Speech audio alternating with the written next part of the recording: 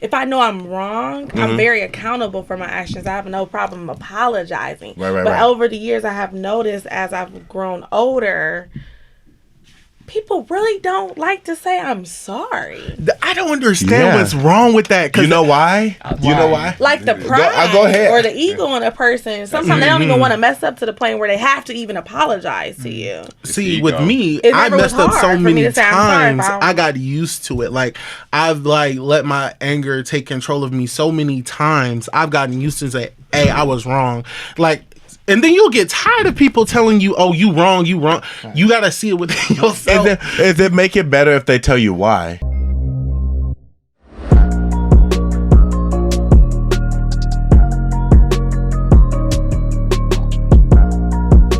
Now that I'm here, I've become introverted, I should say. Okay. It's like, with Libra, it's like you can only do us so many times and then we start building them walls up, and it's not really.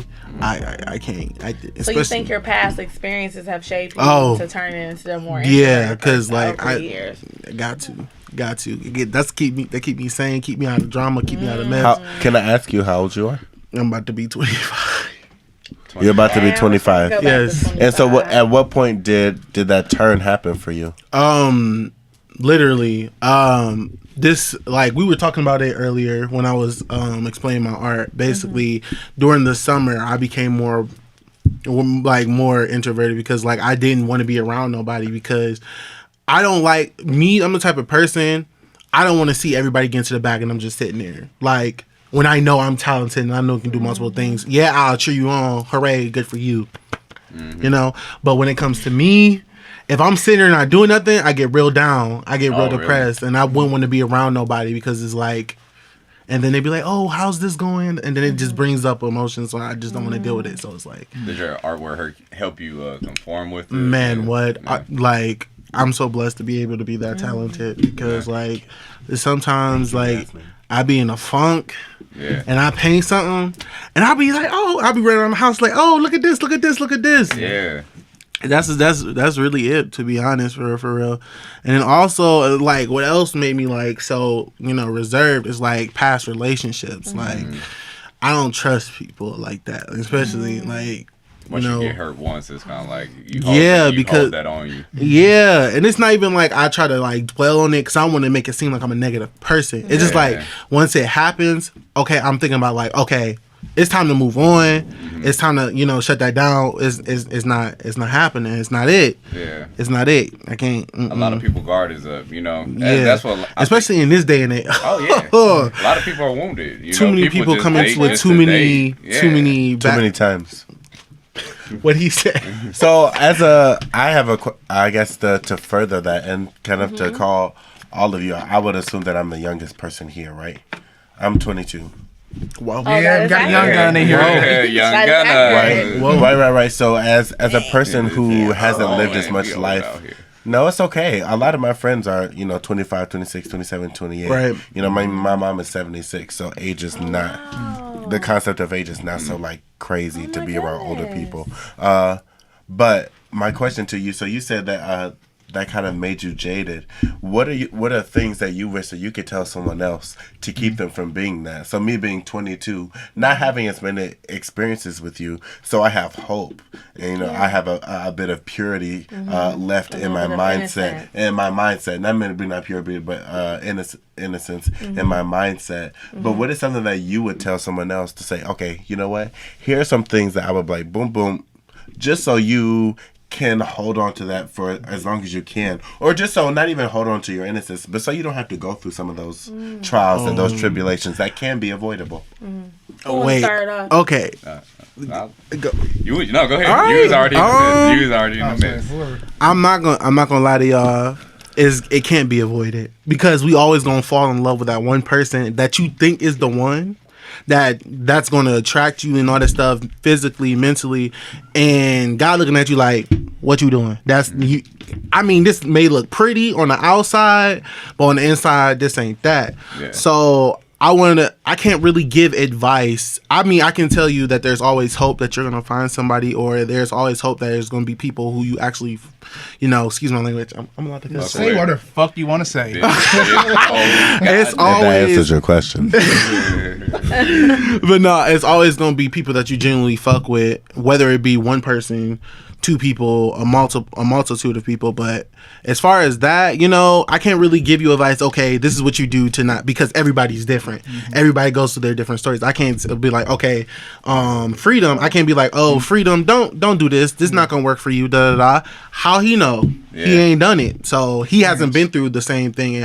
It's like I can't really do that. So live through experience, pretty much. Yeah, pretty much. To say, life teaches you how to handle certain situations, and I think the best thing to just keep on the forefront is go through the healing process. Mm-hmm. A lot of us push the healing process to the side, and we just numb ourselves. We'll smoke weed, or we'll look for good times, or we'll drink, till we're drunk, or want to go to the club every day instead of actually sitting down and being like, I'm hurting. You feel me? Like, that's one of the biggest and hardest things to deal with your heartache. Especially with the community thinking it's a joke. Yeah, thinking it's a joke. Nobody takes it serious. Yeah. For sure, and especially men, sometimes you do have them more emotional. Come on now. No, it's especially not to be men. a sexist thing, but I'm just saying, in general, to me, sex is in general to me, women may be more upfront or open about their feelings and emotions, and then for guys, sometimes it's that ego or pride or the gender role. Most definitely. And how you were raised, and you're not supposed to show emotion. You're not supposed to be sensitive. You're not supposed to cry. Boys don't cry. Shit. So it's just even from thinking about it from that aspect of it, it's easier for females to maybe open up. We're actually expected to be emotional, than men. But what I would say to answer your question, for me, and how you could possibly avoid some of those experiences we've all faced, being a little bit older, a little bit more experienced, like you said, was just I agree with them too. Some stuff is just gonna happen. You're gonna get hurt again. You're gonna fall in love again. You're gonna get hurt again. You're gonna get disappointed. No matter what you do in life, if you want to have that sacrifice to get love, you have to be willing to be hurt too. It's you can't have it no other way. You have to experience sacrifice. Is hurt. You want something that bad, you gotta deal with everything that comes with it in order to feel that the joys and heights of love. So what I would say is, what I wish I could have learned at an earlier age is the word discernment. Come on. So I just heard that in here. It was come on, preach now. So discernment.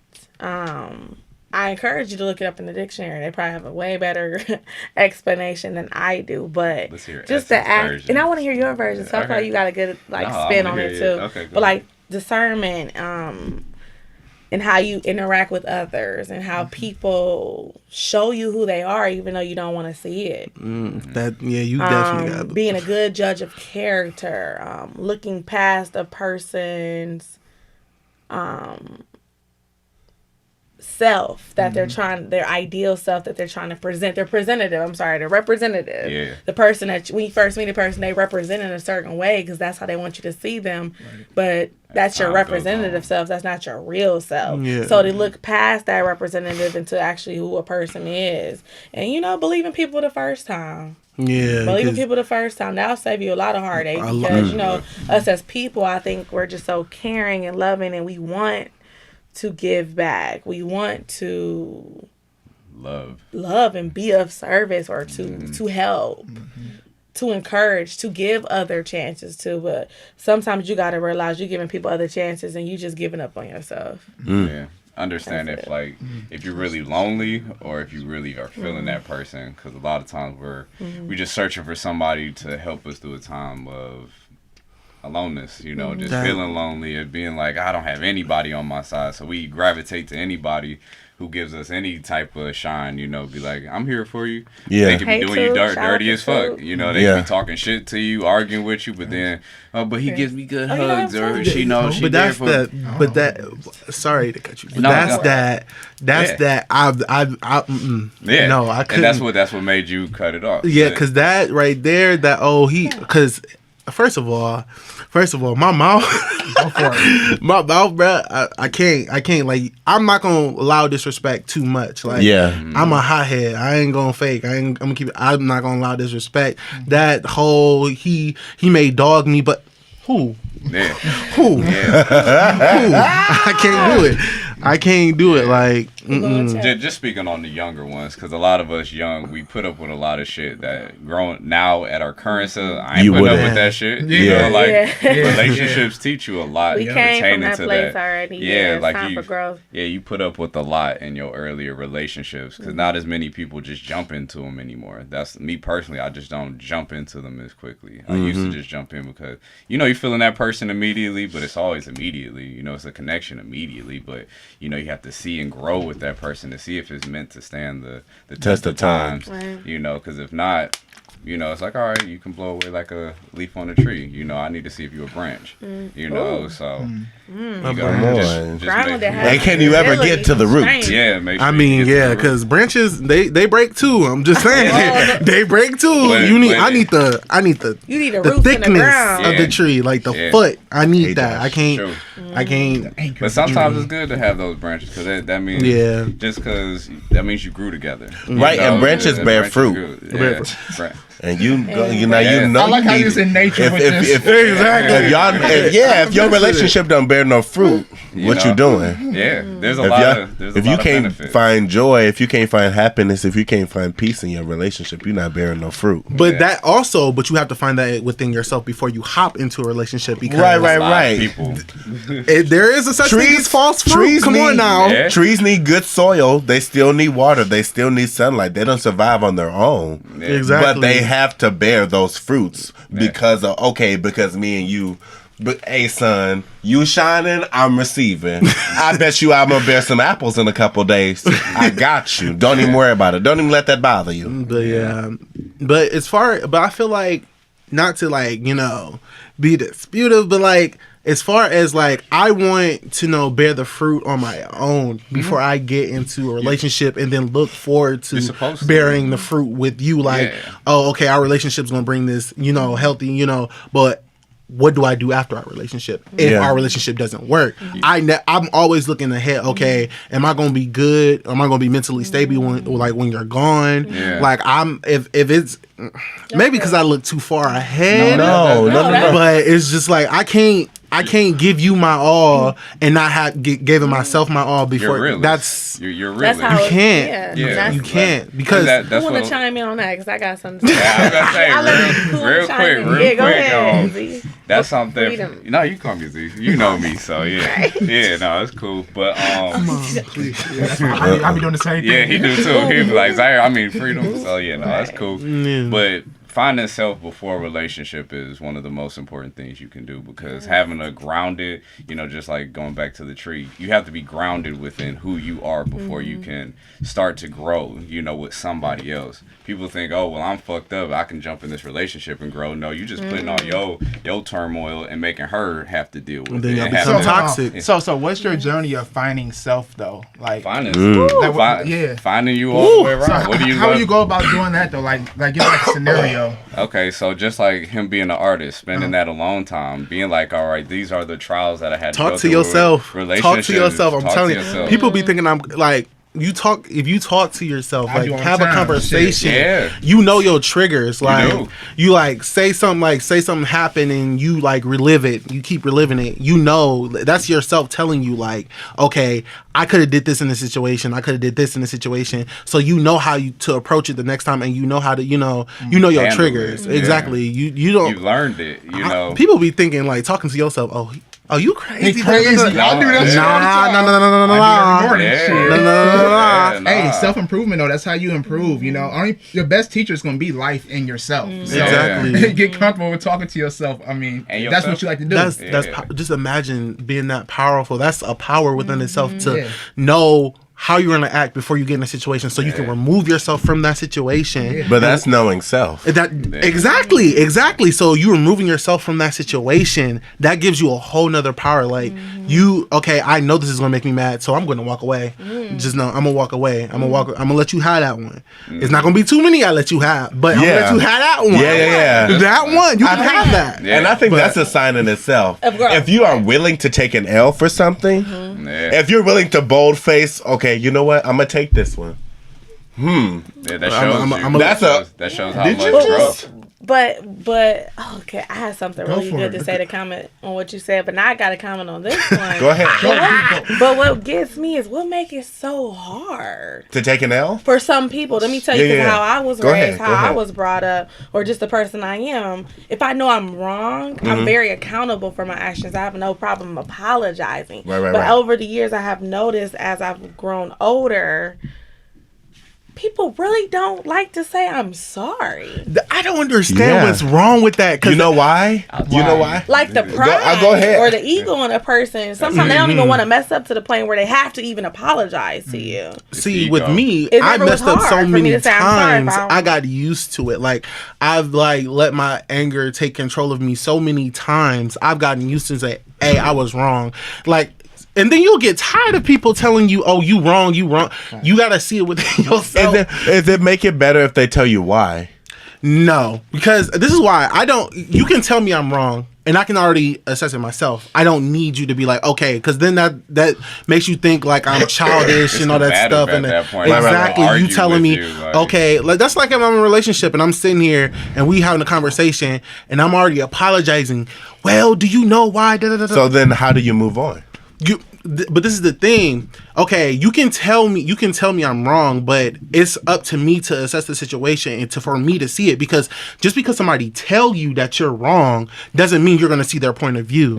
You have to look within yourself and find that out for yourself. You can't depend on nobody. And then that's what somebody for a childish mentality. Not trying to throw no shade. No, like, I'm not about to sit here and force you to see my point of view. Exact my point of view. Like, if you have to know when you're wrong, that's why you can't argue. It's a maturity. It's a maturity within self to say, okay, I did do this person wrong, or this was my fault. You know, if I have to always have somebody tell me, well, this is what you did, you're not growing. You know, just as a child, a child doesn't always understand what they did wrong. Yeah, you keep scolding that child. So you got to tell that child, this is what happened, this is why it happened. But if you 30 years old and I have to keep telling you why you fucking up in the ABCD, like why you're not under you yourself aren't comprehending. Now that's a Leo. I'm not gonna. Are we going back to the sign? Hey, no, I'm just saying that, like, from experience. Yeah, I'm not even trying to. From experience, no shade.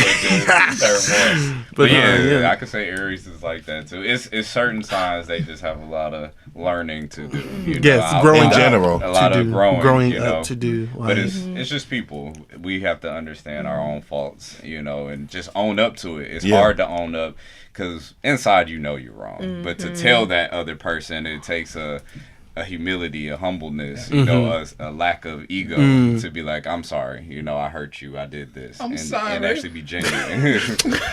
I'm sorry. I'm sorry. But it's like, how many people actually do that? Like a lot of people do that. They will argue a person down before we pride, say I'm sorry. man. Yeah. But pride. I just don't understand why is it so. I mean, pride gets in the way of a lot of things. Facts. A lot of things. Yeah. People get divorced because of pride, which is it shouldn't even have that much power. But at the same time, it should not take. I'm sorry is so simple. I'm sorry. For me, not for a lot of people. It can't. But I understand. It is for me as well. Exactly. It is like because if you apologize, but because I'm very empathetic. Like, if I see you're sad because of something I said, and I know I'm in the wrong, I'm gonna be like, okay, I apologize. I didn't mean for it to go that far.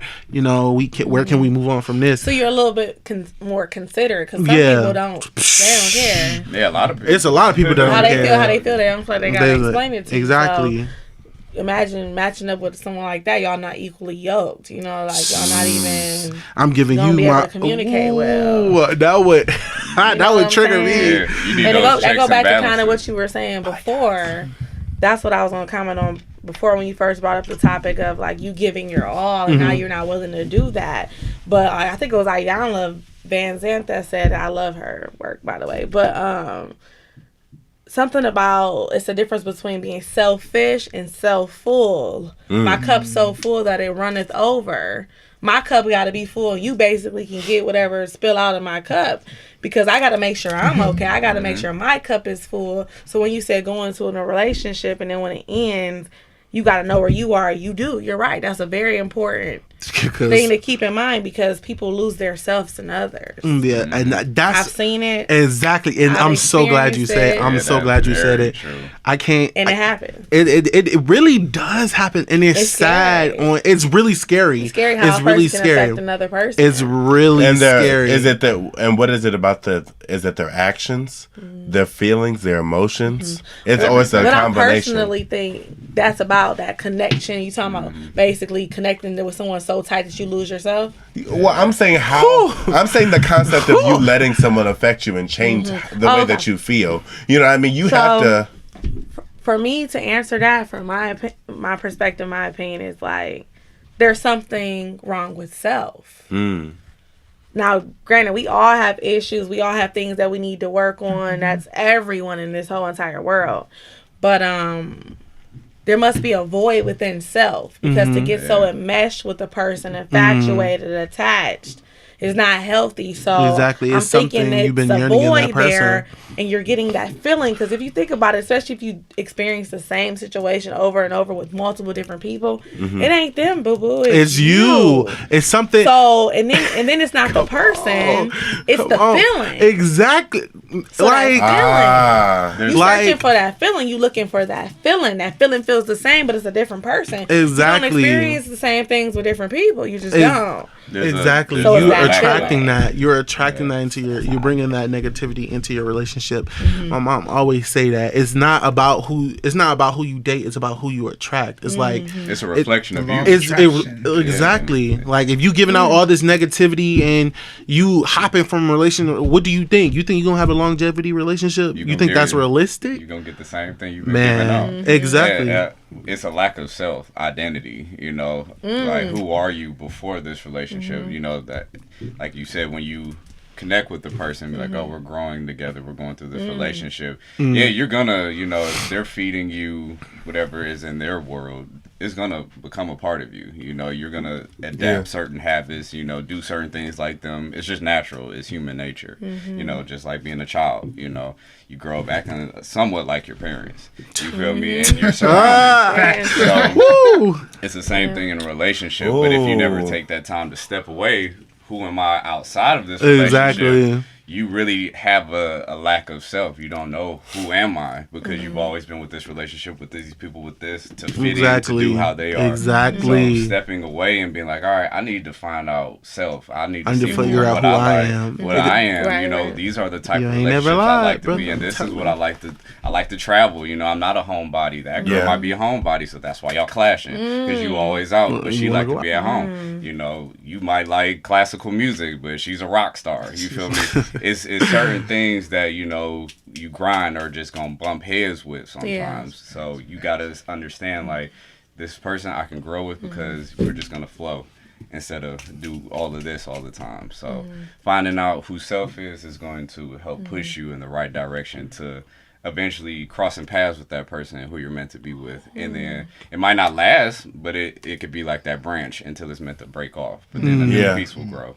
You feel me? It's not that it's just there. It's just something else is meant to grow. You're meant to Exactly. You're supposed to take something. You always supposed to take something from each relationship. Whether it's good or bad, you're always supposed to take something. Preferably, I wouldn't say bad, but you're always supposed to take something from. And if nothing else, you take a lesson. Exactly. If anything, you take, like, you're supposed to take, like, from my recent ex, I took from that, like, I'm never doing that situation again. That situation.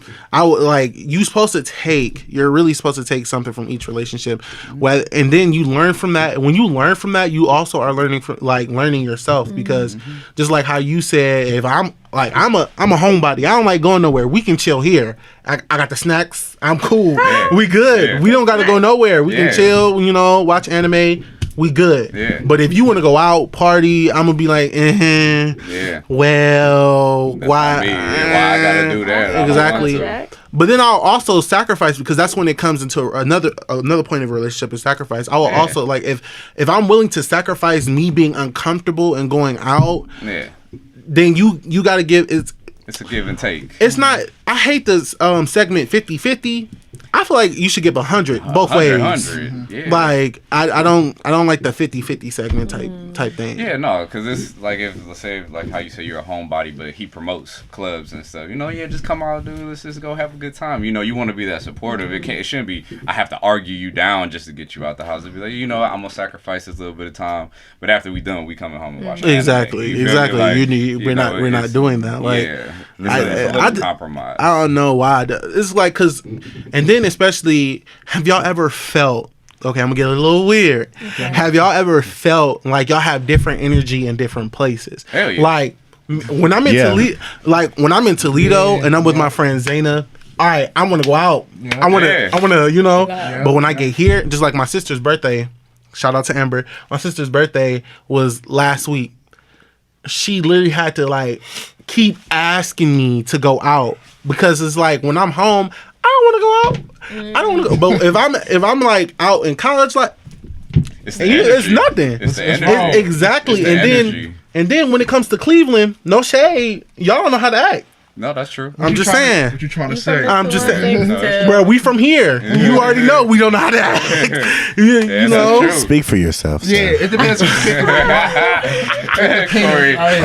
Corey's bougie. I do have bougie qualities. Okay. If you cannot control yourself, I mean, that don't mean I can't get reckless. No, it's not like saying we don't know. It's not like I'm saying we don't know how to act. I'm just saying, like, where we're from.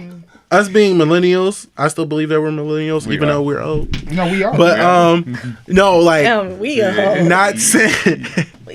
I'm just saying, like, we don't not all of us know how to act. I'm not trying to generalize this, but like not all of us know how to act. Like, it shouldn't be like, okay, BG. You know, of course you know about BG. Green, we have. Y'all saw that fight on Twitter? No, a fight. No. Listen, I was so mad. Like. Wait, how do I say that? It's just like it's like we're gonna answer those I questions. want to go out. I want to go out. I want to have fun. I'm not worried about who you with, and like it just blows me like that. Some of us really do not know how to act. We really do not know how to conduct. What happened in this fight? Yeah, this fight sounds good. Because you're not explaining the fight, but you're explaining. I can show you the fight when I get off live. I can show. Was it powerful? It wasn't even a powerful fight. It was just black people acting the fool. No shade. A lot of our people acting the fool, pretty much. Acting out. Pretty much. That's why I said not saying. As not trying always. Wow. No, it was just like these girls. They were fighting, and I was more mad. They were just fighting. I don't know what they were fighting for. I wasn't there. I was in Cleveland. I wasn't there, but it was just like. They were, you know, and then this police officer spear armed this girl, like, and she flew, like, I'm about to show y'all the video, like, I don't want to laugh, but he spear armed her because she stopped fighting, but he still, what? And I'm just, she ran up to it, just ran, boom. I'm gonna show you the video, bro. The feds don't fuck around. Feds do too somebody much. ask questions. Yeah, we actually do have a person that asked a question, so I'm gonna read it. But before I read it, I promise we're gonna get to it. You had brought up a good question and no one really answered it. What? You asked, how long do you think it really takes for a person to work on themselves? Yeah, y'all skipped that over. Y'all said fuck. And I was coming back to it, but I wanted to make sure I let everybody. I don't want to over talk because I got to finish here. I think it depends on the person. And what you're trying to learn. Stop. I feel like you never stop learning yourself because it's constly every year ain't the same. You don't. And you're changing. Every day ain't the same. Right. You constantly learning what Okay, I'm gonna let you get to it because I was about to say she's supposed to get go because ahead, go. Oh, do you want to say? Yeah, because I don't want to talk too much. This is your subject. Go for it. Oh, okay. Oh no, y'all. Okay. Well, I was gonna say I was going like compare it to seafood. Like, okay, me when I was younger, I loved seafood. Mm-hmm. Then one time I threw up. Ooh. And I can't do seafood no more. So it's like you're constantly like meeting new challenges and adjusting to different things. Like you're not gonna always like seafood. You're not gonna always like dealing with people. You're not gonna always like being not saying because some people are socialites. I'm not gonna speak for everybody, but as far as and he's lying, and he's lying on this podcast.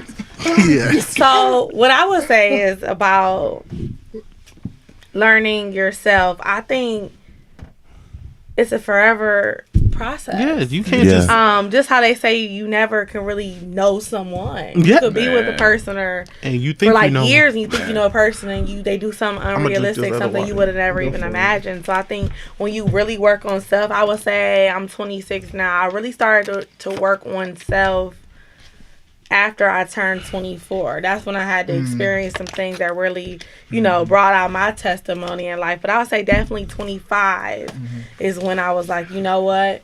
It's time to work on self. It's time to better self or get to know thyself. That is the hardest thing ever in this world. It is, and we're still going through it right now. Because it brings up a lot of different emotions for you. It brings up a lot of different times or trials or tribulations. And you really got to deal with yourself. And you have to hold self accountable. And you have to... And that's something that sounds dangerous. Learn self and remember who you are. And it's at the same time. So you putting your ass out. You're exposing who you are. Because a lot of you're very vulnerable. Very vulnerable period of your life with yourself. You hide who you are, even with your own. You put on this mask. And sometimes you forget what it feels like to take it off. Exactly. Take that mask off. He better preach today. I'm telling you, like you don't like, and then like when you say you expose yourself and you trying to figure it out, and then somebody comes along and then just turns you on your axle, and you don't. Because I believe, like, we did have a question. I think the person might have went off, but we can still answer. We'll see you later, right? We'll see. Okay. And they have been waiting. Sorry if you come back on. Hey to all my followers out there. Hey, Birdie. But we did have a question earlier on. Let me scroll up to see what it said. We're gonna answer that, okay? Yeah. So you probably can read sideways better than me, but so the question for one of our viewers is: should you apologize for something you didn't do? No. Or it's the second part. or do you think apologizing just to make a situation die down is part of maturity? No. Very good question. I'm gonna let y'all answer. So that's called. I feel like everybody should take a piece of this. I think we should go down the line. Everybody give their answer. Y'all want me to reread it or y'all got it? No, we got it. Go ahead. Read it. I'm gonna need to reread it. Start down there. Go for it. I'll go for it. Let's do the first one, and then we'll do it the is kind of broken up into two parts. So should you apologize for something that you didn't do? I've done that. I'm a stigma for that. Just to end it and be like, I don't feel like arguing. I'm sorry. Just to appeal your ego, to make sure I don't have to, because I don't want my spirit getting angry because I feel myself getting pissed off. I'm going to end it. I'm sorry. This is done. You feel me? But I stopped doing that because why the fuck should I have to apologize for something I didn't do? I want to ask you a question, playing devil's advocate. When you've done that, have you still received pushback? Like, you just saying that because that's what I want to hear. I mean, and that's why if that's what you want to hear, why are you complaining? I don't get that. The thing. It's an ego thing. It's a pride thing. You just want me to why you tell me that? Stroke your soul, and it's like, nah, like if I know I didn't do it, I can't keep apologizing for them because one, is not truthful. It's not my truth. That's your truth. Like you're pushing something that you want to hear from me, and you're making me have to give it to you. It's not just me apologizing like, yes, I did do this. You're making me apologize. So it's not truthful at that. So that's my one thing. Yes, you can dumb down the situation. I've seen it happen many times. I've done it many times. But also stand your truth. Stand your ground. If you know you didn't do something, don't conform. Don't fold. Life teaches us we always have to fold. So stop folding. Yeah. Go. Oh, me? Yeah. Should you apologize for something you didn't do? Absolutely not. In true Sagittarius fashion. I just feel like don't get me wrong, I'm a very accountable person, but to be accountable means that you have to be accountable for the actions or whatever that crimes that you commit. If I didn't do anything, I'm not going to apologize. Now, if I did do something, I don't have a problem apologizing or speaking with you about it. But the answer for me is if you didn't do anything and I know I didn't do anything, I have a problem with that. So it'll be a no for me. Yeah, I agree. That's it. I learned my shit. Sorry. Don't for me, sorry. hell no. I'm not about to apologize for shit. If I ain't do it, I have nothing to do with that. I don't, at the end of the day, I always... Hey, what's I forgot good, we y'all? had that camera. We all over. Yeah. At the end of the day, we all looking down. Camera up there. Boom. We got 6 cameras in here. Yeah, we like but up. I believe no. Hey, You would have had 7, Tell you but the my real. phone is dying. it died. I got a charger over there in my. What number? I mean, I have one, but I didn't know. I didn't want to like get up in the middle and just be like. People do it all the time. This is my first time here. Yeah. He got the thing. I got a block right here. It was our Also, first just get time my here, cord? my first Yeah. radio. Yeah. I mean, but when you on the radio, you definitely don't get up unless you're on a commercial. Yeah, that's what I'm saying. Like, We just keep it rolling. Yeah, man. We in the For real. But honestly, bro, I'm trying to think. Yeah, said I'm not about to you said apologize. for No. shit. Like, why? Why should I, though? If it's not, I didn't do shit. Said, I'm sorry. I'm selfish on that end. No, it's not selfish. You're not selfish. Self-full. Self-full. Yeah, there you go. I like that. Yeah. We're self-full. Self-full. well, Who when it phone want to get unplugged? Hold on. No, we can't. my phone's Yeah, not. take mine off. I think I got like 70%. Bless y'all. Right there. Yep, take Go that one ahead. off. Hold on, Yeah, y'all. I'm at Hold on. 52. Well, y'all good? I'm about to. Okay. Yeah, go ahead. Let's Spit your roll. Let's facts. roll. We back Hit it. now. Hell no.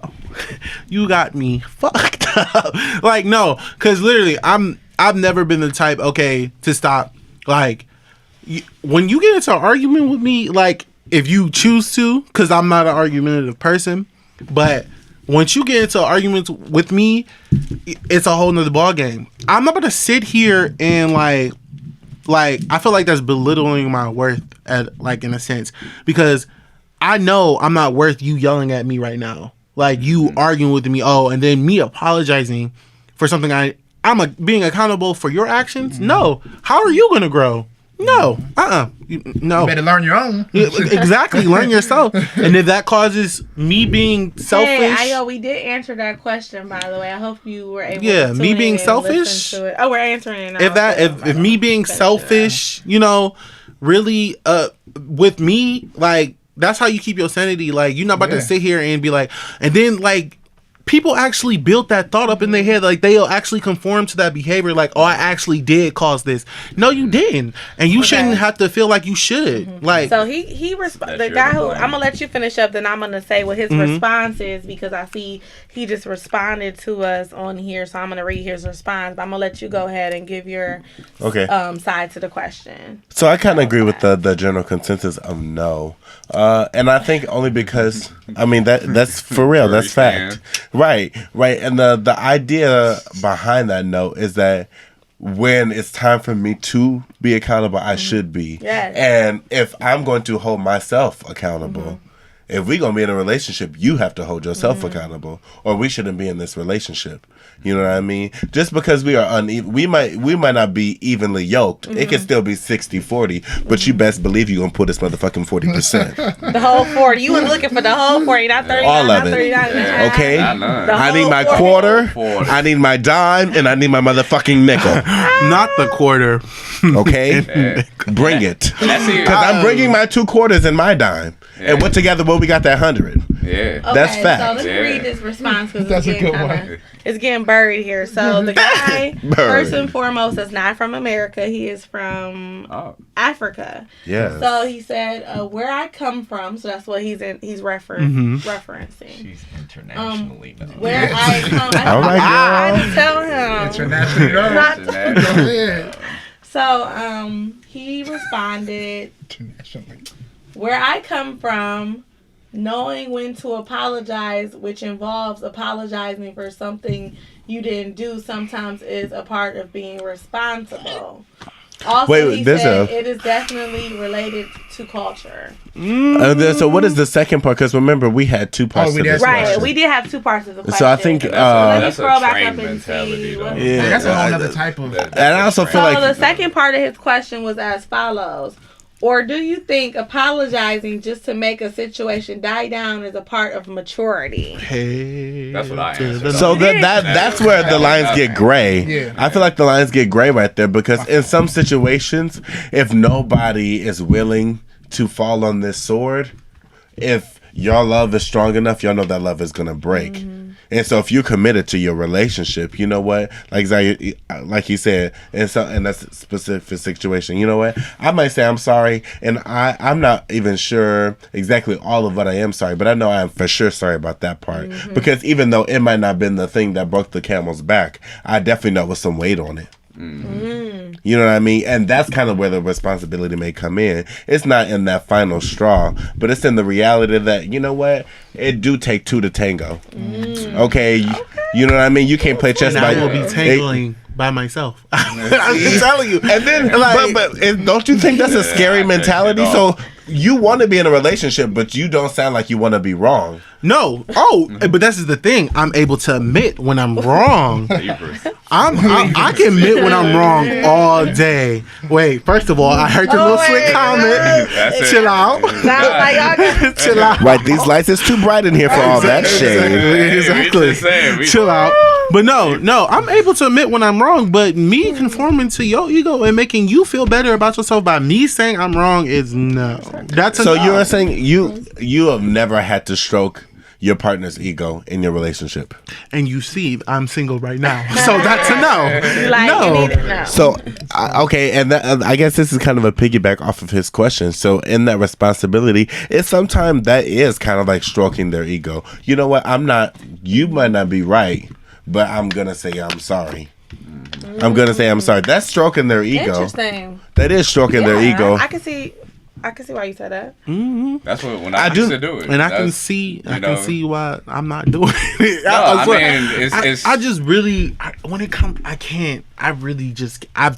I've tried doing that, and then it made me feel like it put a weight on myself, like a responsibility, like I'm holding truth from him because he feels like if I'm saying, oh, this, that, and the third, you right, you right, like that's not helping us grow. Right. If we can't get past an argument, and somebody saying they're sorry and somebody taking responsibility for the situation, then we don't need to be together. And that's because that's an adult situation. Higher level friendship. Exactly. If you can't admit when you're wrong, I don't want to be around you.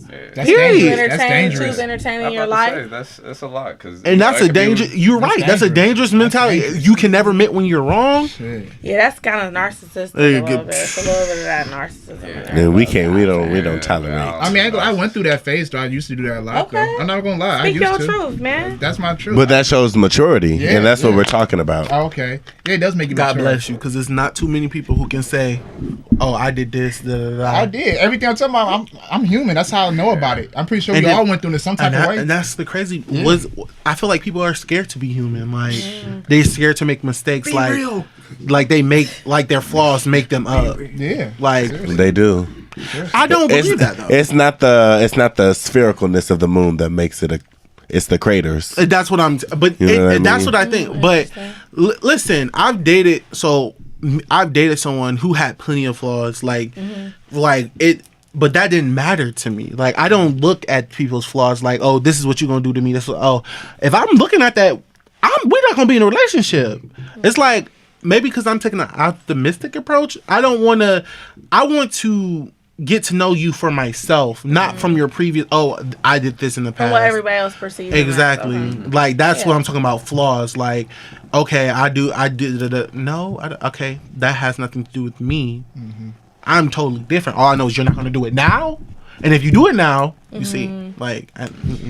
But like hearing you speak, it just sounds like you already have shared with us while we've been on this podcast. You endured a lot. So when I hear you talk, it's like you're not ready to be with nobody. You got to work. Oh yeah, I'm not. Yeah, because you got a lot of animosity. Oh, I know.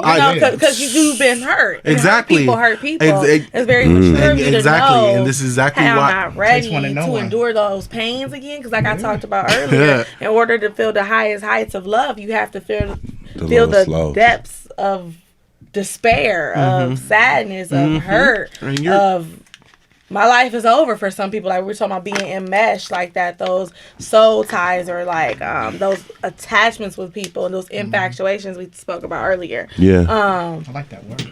Infatuation. Yeah, and I like the. I think it's very worth mentioning with you using that's what a lot of people feel, and they call it love. When you infatuated with somebody, that means you just like the things you like. Ooh.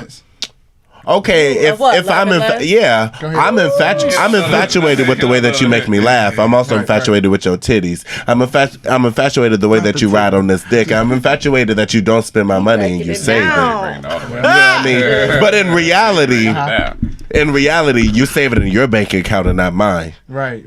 Don't that ain't love, honey. Yeah. When you talk to me with disrespect. So let's play devil's advocate real quick. Yeah. Bank accounts. You and your significant other shared or separate? I think both. I think you have both. Y'all have an incoming, y'all have a joint, y'all have an outgoing. One should be for paying bills. One should be okay. I plead the fifth. We gonna save. We gonna save something. But I think I need my own money. If I got my job and I go to work from 9 to 5. Because the men be getting the women on that. Like what was that? I think both. Man. What you mean the men be getting the women? The devil is a lie. What you mean? He felt like he was taking half. Like she didn't come in with her cup full. And that's the thing. Oh yeah, like her cup wasn't running over before you decided to get pour a sip. It out. Oh. And I'm getting your sip too, so it worked both ways for me and female. But let's say if you a mooching ass nigga, then you're a moocher. Yeah, I think you're gonna be that. Okay, let's say joint. Let's say you got your personal account and then you got the joint account for both of y'all to throw some bread into, so y'all can stack up together. Yeah, like if y'all and that should tell you. That should tell you if you give them access to your personal. If you're the only person putting money in all the time and they're the only person spending it, you're not about to get my personal account. Not personal. Listen. I will. The devil. You have me messed. No. Okay, we can have a joint one where we both can put in. I have no problem. Yeah. But when it comes to my business, that's you. When it comes to me making my money, and then that's when because then when people get divorced and separated, they like to, I had this, I put this down in his business. I paid for canvases. I paid for this. I paid. You don't reap the benefits of my business. That's I'm true. Sorry. Or if you do it like that, you're an angel investor. You made those decisions on your own. Oh, you decided to drop $50,000 into my business. Well, when you wrote that check, go ahead and sign that you did this with and relinquish responsibility. Prenup. I mean, you want prenup? No, and it's not even necessarily like a prenup, but it's like if you're but put your words and your actions behind what you're doing. Exactly, because if you're doing it out of love, when we get out of love, you shouldn't want it back. Like if you doing that, Indian giver. Exactly. Yeah. I'm only giving it to you while I'm in here with you. I do not like that. You're not a giver. Say we're in a relationship, and I give you this. I don't want it back. What I want it back for? What I'm gonna do with it? And what am I doing with it? If you get married to a person, that shouldn't be your main focal point. Exactly. I feel like marriage is so different. But that marriage is just a business. Oh yeah, y'all talking business. I've heard somebody else say that before. Yeah, because I mean, you could be married to somebody and I just put a ring on your finger, and we don't have to go through all the business side. You feel me? Like, why do we have to? If we divorce, all right. It's me just taking that ring off your finger. Why does there have to be paperwork? Why does the government have to know? That's toxic. That's toxic. That's really toxic. Illegal. Do you not think that plays into commitment? That just how easy? But why does government shit have to say we're committed to each other? Why can't we be committed to each other and understand and know what we are? Because sometimes when children play outside, if they aren't given a fence, then they go wherever they want to go instead of going where they need to go. I'm not gonna marry you. Yeah, you was right. You feel me? Like, why would I put that ring on you? He over here having a seizure. But no, that's toxic. I would never want to give you something and then I would like, you don't want me no more. Okay, I want that back. I want that back. Yeah. Like no, that's if I give it to you, I'm giving it to you out of love. That shows how petty you are. You want to make me hurt so bad that you want to take something like, okay, say you gave me $25,000 on like in my business or something, and I blow up to a multi-million dollar corporation. Can you click on mine? And the blue? A business. That happens. That's Yeah. crazy, and that happens, and you want no. Why would you want it? That's the Gemini. I mean, that is. Wait, you're a Gemini. Yes. No, we got a comment. Yeah. She said, "Yes, thank you. It's definitely a business." So we have a female agreeing. Yeah, it is a business though. The way he broke it down, I never thought about that though. It is. Like, I love somebody. So great about people coming together because your perspective is different than mine. Mine's different than yours. Yours different than his. Yours different. Yeah. It's just great to just collectively come together and like, you know, it's dope. Connect with the mind. You know, but that's our. I heard that before from someone. Me too. I heard it before too. But I never really understood. He broke it down though. But that's a millennial. You know, as millennials, we see. Oh, I knew that. Of the we like, I knew that because marriage used to be something to aspire to. Listen, exactly. And I want to. You had to be married. Like if you weren't married, it was like you're not married. You don't have kids. What you mean you're not married? Over the times, you know, back in the days, our grandparents stayed married. Okay? Exactly. No matter what the fault, better or worse. Literally, the vows were serious. Yes. And you know, in the millennial generation, or even like our parents' generation, he's an Aquarius. It's not. We're gonna ignore you. Aquarius, we're gonna ignore you. Yeah. Pay you. You know, we kind of just are more liberal in the sense. You not acting right. Cut it. Yeah, be done with you and get another one. We don't really. Yeah, because we don't have to work on things. Like exactly right here, we don't have the tolerance for that. Exactly, we don't. We don't. Like my grandparents, I love them to death, but they're not a good fit for each other. Me and my family, Chantel, Nile, if y'all watching, we say that all the time. We're like, oh yeah, y'all not meant to be. Y'all are just in this because this is y'all. This is what y'all know. This is what y'all were brought up on. This is what you all were brought up on. But you can tell within their relationship, it's a love, but it's just not. It's a lot of clashing. You know, it's not a lot of listening, really reciprocating. But it's just it was taught like, hey, through the rough times, especially through religion. Hey, you stick it out. Gotta fix it. You know, gotta make this shit work. You know, gotta. Do you think that turns you off to religion? Man, it's certain aspects of religion that turn me off. It's a lot you can gain from religion. Y'all can't look for God to fix everything. Like, you gotta look within yourself. I think that church teaches you that if you are actually spiritual. Yeah, the spiritual side of it is because God said faith without works is dead. Right. So if you have the hands, whole part. They missed that whole part. No, I think they use it. I think they use it for what they wanted to use it exactly. for. They'll sit there and be like, "Oh, I'm gonna wait. God gonna fix it." Right. And God looking at you like, but if he already gave you the plan to fix it, if he gave you the steps, he gave you the answer already. Now it's up to you to apply those things. It's the God within you. Thank you. Which is why I can understand why people say, you know, and also it is said in the Bible, we are created in his image, and if he is a God, his image is a God. We are created to be like call us by our name, God. Right. So I mean, yes, in a sense, and because of this, said it, from the power that is instilled within us. You know what I mean? From the power that's if he can fix it, he can give you the tools to what? Man, I heard that over. Fix it. Yeah, 100%. I did too. I can't. I just don't. You just got to put in the work. I can't. You can't sit there and be like, okay, I'm a pray continuously, and he's sitting there looking at you like, so you keep calling me. It's like at a point like he annoyed. Like, what do you want? I gave you what you, but you like. Do I gotta hit you over the head? Like, come on, man. Because people don't understand. You got to put action into what you're exactly. praying for, if you want that, if you want change, be that change. God will help you be that change, but you have to put effort. You can't just sit there and be like, "Oh, I'm gonna chill." It's the God within you that has to be activated. You know? Like people think it's all right. Just God is going to do this, cramped up over there side. You know, praying to that God within you, because you know we are an image of God and God lives within us. You have to work on that God within you to get to that point. Like, all right, I need these bills paid. Well, work your ass off. You know, invoke that God in you, spark that fire. That's let's do this shit. You know, and watch the blessings start coming. And watch how it happens. You know, you got to manifest it, believe it, see it, hear it, feel it. feel it. Religion is a really touchy subject because a lot of people nowadays I come in contact with, they're not really into the church or into religion. What is your perspective? That's what I mean. A lot of spiritual I met people. Yeah, that's me. That's why I go by.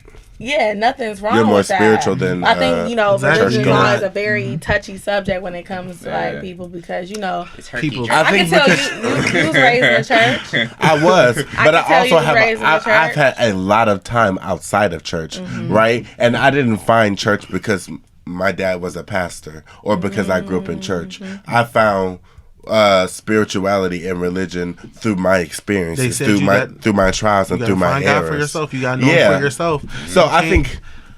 Come on now. I'm telling you. You gotta know for yourself. I mean, at your age, I was the same though. Not to say your path is different from mine, but at 21, 22, I was still up in church. I left church because then I found spirituality. Not the church spirituality, but saging yourself, meditating, finding self, spending time alone. So, but it helped me, just like you. Church helped me. I can never knock a person being in church. Exactly. Like, it helped me out tremendously. It helped me around myself. But then outside of it, it was teachings that, helped me to propel into, all right, now you're moving into spirituality.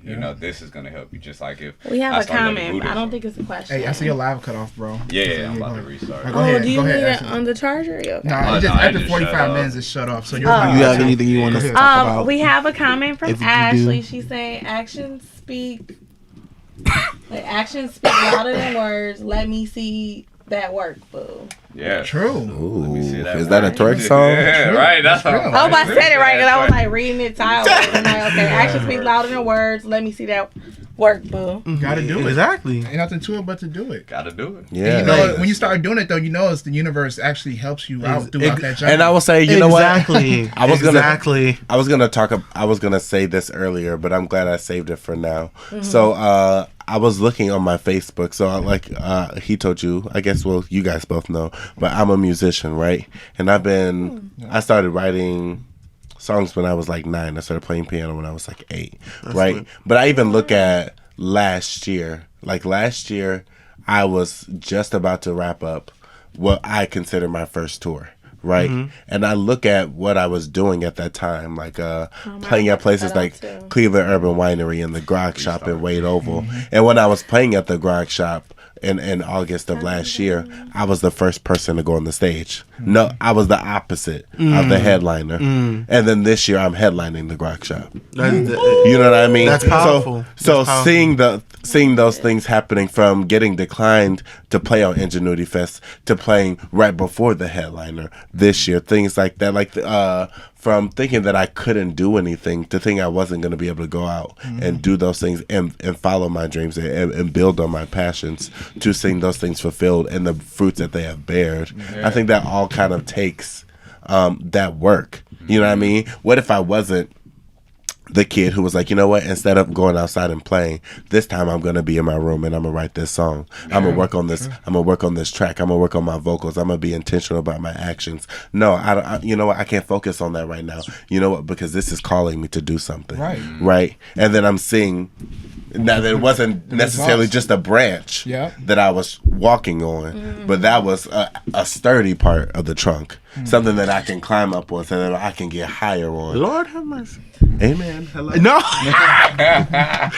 No. But seriously, so that's to kind of speak to the point that you guys were talking about. I think it's very true. And as someone who's like at 22, about to turn 23, and seeing, older people and the things that they experience, the life that they've lived, and sometimes how the world has changed their opinion and given a negative connotations on the things that they can experience, or the reason why they stop trying to experience things. I think sometimes it goes to show to say that you kind of have to fight through it. Yeah. You know what I mean? Yeah. There's literally, like you said, there's nothing to it but to do it. You got to follow your passion, man. Yeah, I'll go say. Wherever you that passion, be your own chief to your tribe. Yeah. You have to experience things, just because the world, No, like my grandparents. my grandparents said, don't go to that pagan festival. I went to that bitch. I'm Yeah, like, you off the time, didn't you? I was like, shit, y'all saying not to go. I got to see what it's about. It's about. And it was just a bunch of spiritual people. Yeah, so working. what is that? Can you break that down? A pagan is a person, witchcraft, crystal work, mediums, healers, stuff, everything outside of the church. Our culture we've come from within our black community. It was mainly blacks. And so, interesting. But they call it the pagan fest is just because it's not religious. Mm-hmm. It's not religion. What they're accustomed to. It's spiritual. It's everything they don't. That they don't. Stand and so, what do you learn I have there? I learned a lot. Shit. Why is there a way to blend the two? Are you not allowed to be connected to Christ or use crystal?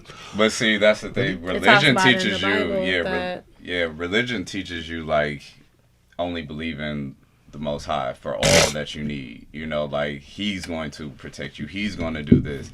It's kind of like giving all the action to him to do it. It's taking away my responsibility because this man gonna handle everything. Right. You feel me? Instead of me being like, you know what? I'm gonna cleanse these energies off of me. I'm gonna sage myself right now. Yeah. Instead of, I'm gonna pray to God to sage. Hey, shout out to Beyonce.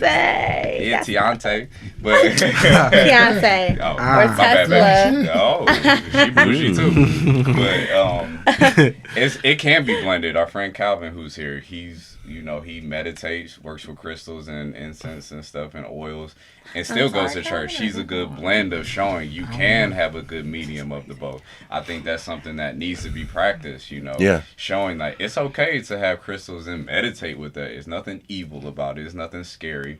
But that's the crazy. What's evil about finding a sense of peace? Because you're going beyond how you obtain your peace. Mm-hmm. That's why I feel like religion is just such a touchy subject to be on. But the idea that you can have a conversation about it, does it make you cringe? Listen, the way she I just don't know how it's gonna come across to everyone else. I mean, everybody. When you talk about religion, everybody got a different opinion about that or a different perspective. But I never saw what people like when people used to be like, oh, don't, because my friend Kayla, old friend, way back in the day, used to be into crystals and all that stuff, and but not meth, just definitely not meth, thank God. Just regular crystals. Said earlier, but no, she but yeah, she was into that. She was into that stuff. Oh, I forgot.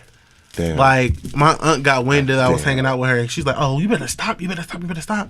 And I just was questioning, what's wrong with her finding her peace? Right. Whether I don't care. Listen, that's against the good book. That's what's wrong with it. I think that's what's wrong with America. That's if you find if that's how they find their peace. I'm not gonna knock you. If you praising whoever you praising, if whatever brings you your peace, as long as you don't come disturb mine, I'm perfectly fine. I don't care. You can praise this water. Hey, I'm cool with it as long as you cool. Water got whatever y'all want to do. It ain't got nothing to do with me. Religions are too judgmental. That's what it turns a lot of us I think off. church. I'll say, but I mean, religion. Church ain't judgmental; it's hypocritical. Yeah, that's exactly what it is. Really good word. Really hypocritical. We don't want to. Because listen, speak your truth on here. No, because the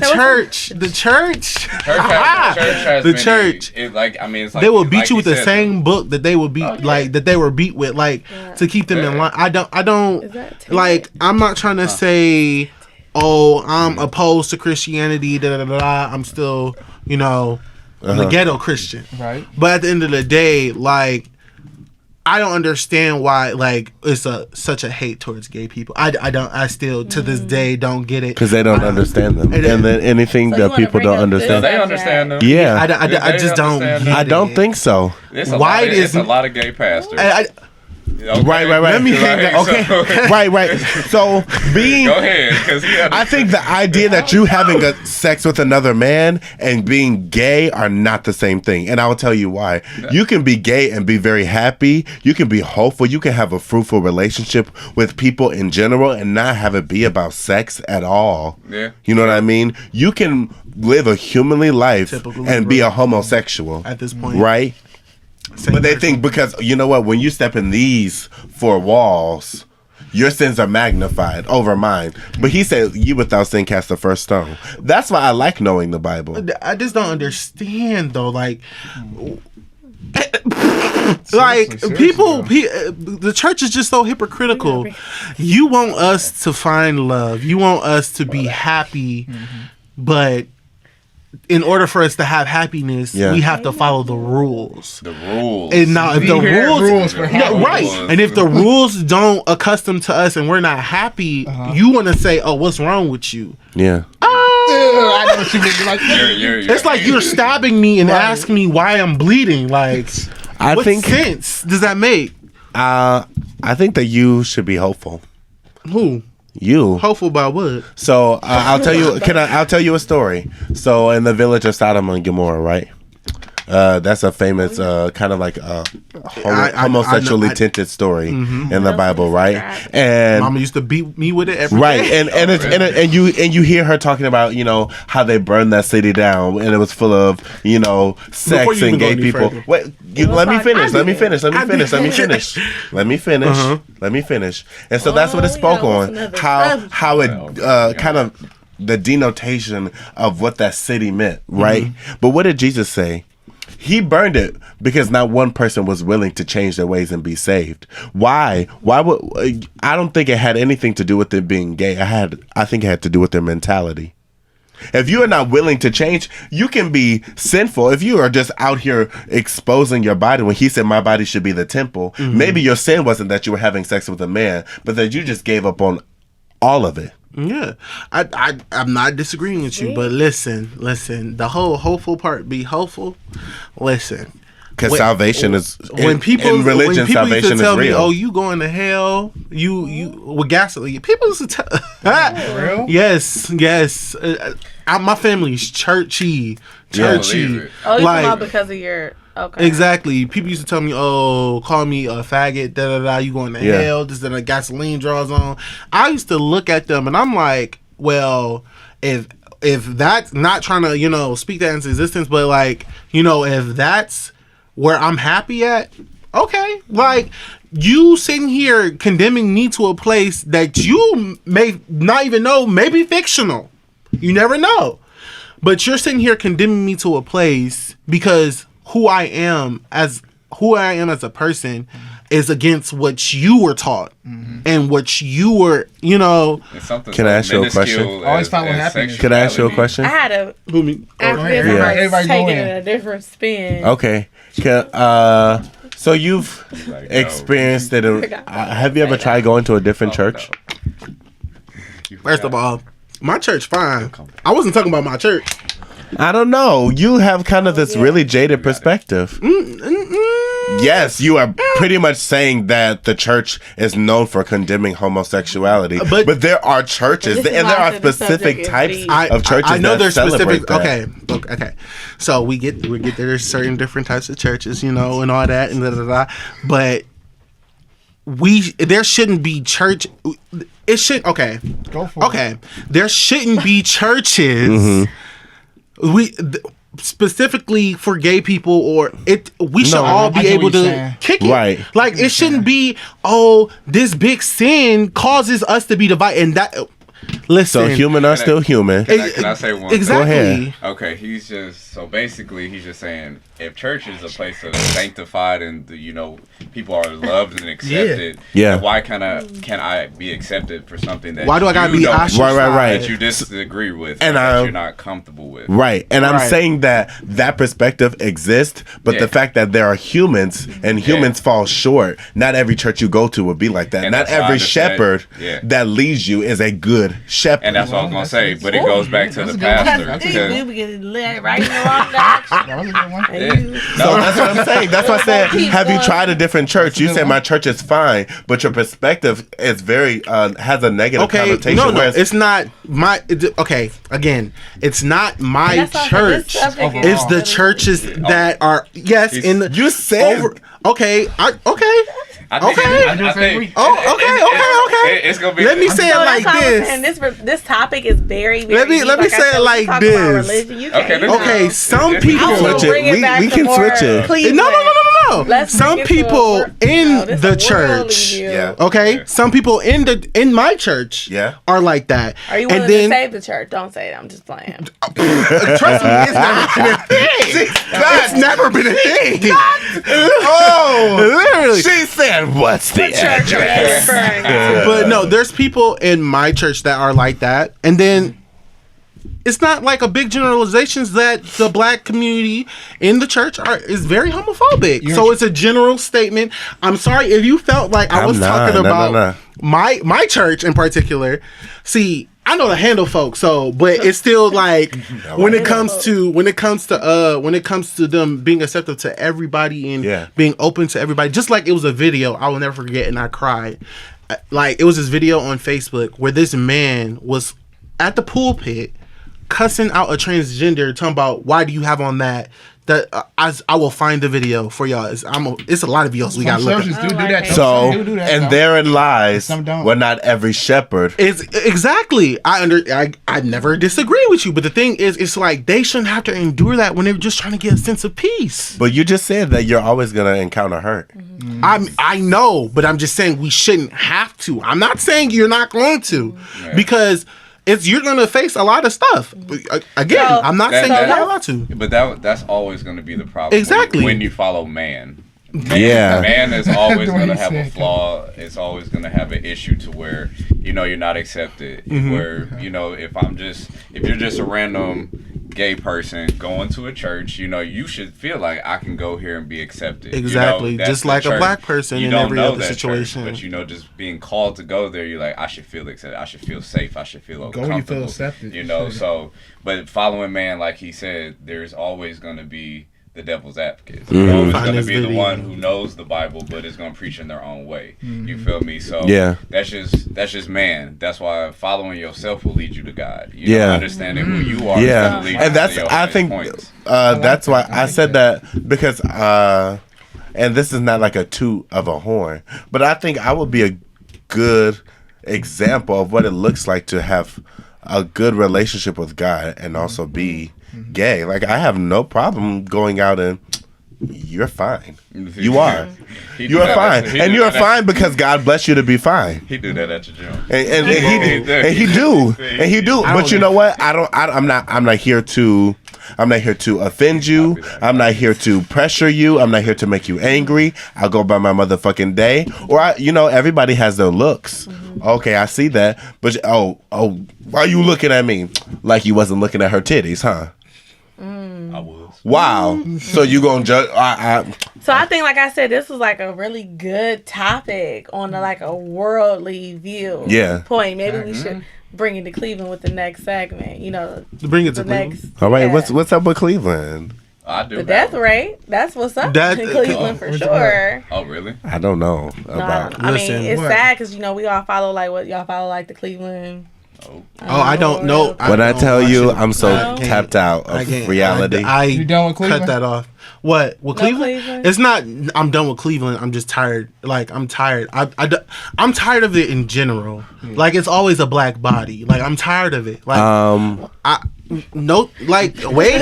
I'm not. No. I'm not. This has nothing to do. I was about to say, because listen, if you need to tap back in.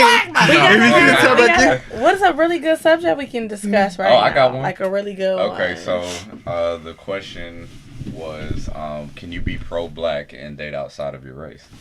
Yes. Yes. Of course. What of course. Because pro-black should be a celebration of the culture. That it's not a denotation of the other ones. You don't accept it, I can't accept Shout out to Haley for that question. Yeah. You can love the color of someone's skin and think that they are beautiful, they are the most attractive, without a denotation to I'm with you, that color, and that. All my viewers are saying no. No what? Really? No, you can't. All right, tell us why. I shout out to y'all for y'all feedback. Tell us why you can't. I want to know why. If they can't be pro-black? Not possible. You can't be pro-black. So we should each go and answer indivially again. You can start over there since we was over here. That question was a little, and all of my viewers are saying no, you can't. Okay. So I'm kind of, You sticking with them? I gotta hear the question again. What's the question again? Okay, so can you be pro-black and date outside of your race? Go ahead, Zaire. Okay, so I'm gonna say yes. Oh, go ahead. One. Oh, darn it, freedom. Oh, he wants to be in the live video. Who? It's a choice is yours. Oh yeah, well we're gonna wait. Let's see if she wants to comment on this first. Oh shit, hey, we can go back. We did it before. You feel me? Like if she wants to comment first. Yeah, she on? No, this is one of my really good guy friends. Hey. Okay, you live. And he's Sagittarius too. Like he repping with the best of us over here. Lord have mercy. Hey, you want to? But just real quick, and I'll let y'all finish your thing. No, you good. This is cool. To be pro-black mean that everything you do is black. So Oh shit. Damn. I was trying to turn him up. My bad. Oh wait. We lost you for a second. Can you turn him up a little bit? Okay, wait. No, that's y'all hear me now? Yeah. Or just speak. Can you speak up a little bit? I can hear him good. Yeah, I can hear him. Some of these headphones. You gotta really just. Okay, you're on. So pretty much, it's just you can love yourself and you can love being black and date outside your race, but being pro-black mean that everything that you do equivalent to being black. So I date a black woman. I raise black kids. I bank black. You feel me? Everything I do is pro-black. You know what I'm saying? So I can't date outside my race and call myself pro-black. I might love being black. I might love myself. I might love my culture. But at the same time, I'm not being conducive to my culture if I raise my kids with a white woman with a white man because they not seeing pro-black creation. You feel me? So yeah, you could very much love yourself and be black and date outside your race. You might love being black. You might raise your kids to love being black, but they're not seeing a pro-black creation. You know what I mean? That's not something that they seeing. Yeah. And it's gonna blur the line. Agree with you. So it's I would say being pro-black is like the extreme. You know what I mean? You can. But I feel like why is that extreme? Because no. We don't question it with nobody else. If an Indian date inside their race, if an Asian date inside their race, we the only ones that get on public platforms and we want to argue down why we should love on each other. Why are we doing that? Yeah. Why are we arguing down while we loving on each other? If a black person love on each other, that shouldn't be nothing that we argue down. It shouldn't even be no such thing as pro-black, because don't no other race do that shit. You feel me? Yes, Damari. We sit on these on these platforms and we argue about black-owned businesses. For sure, because white people definitely just go ahead and silently support white people. You know what I'm saying? Right. But we the only ones that sit on these platforms. We the only ones that argue each other down about silly ass shit. And be hypocritical about it. No Asian person why they married an Asian person. You ain't never had to ask an Indian person why they married an Indian person. I never thought of that. Point blank. You ain't never had to ask that. When you go into your corner store, who own your corner store in the hood? It's the Arab. It's the Asian. And everybody but you. You feel me? And the reason why is because we want to sit and we want to debate with each other all fucking day. And it's cool to debate because you got to get to it's cool to debate. Like, let's get to the point of why we beefing with each other so much.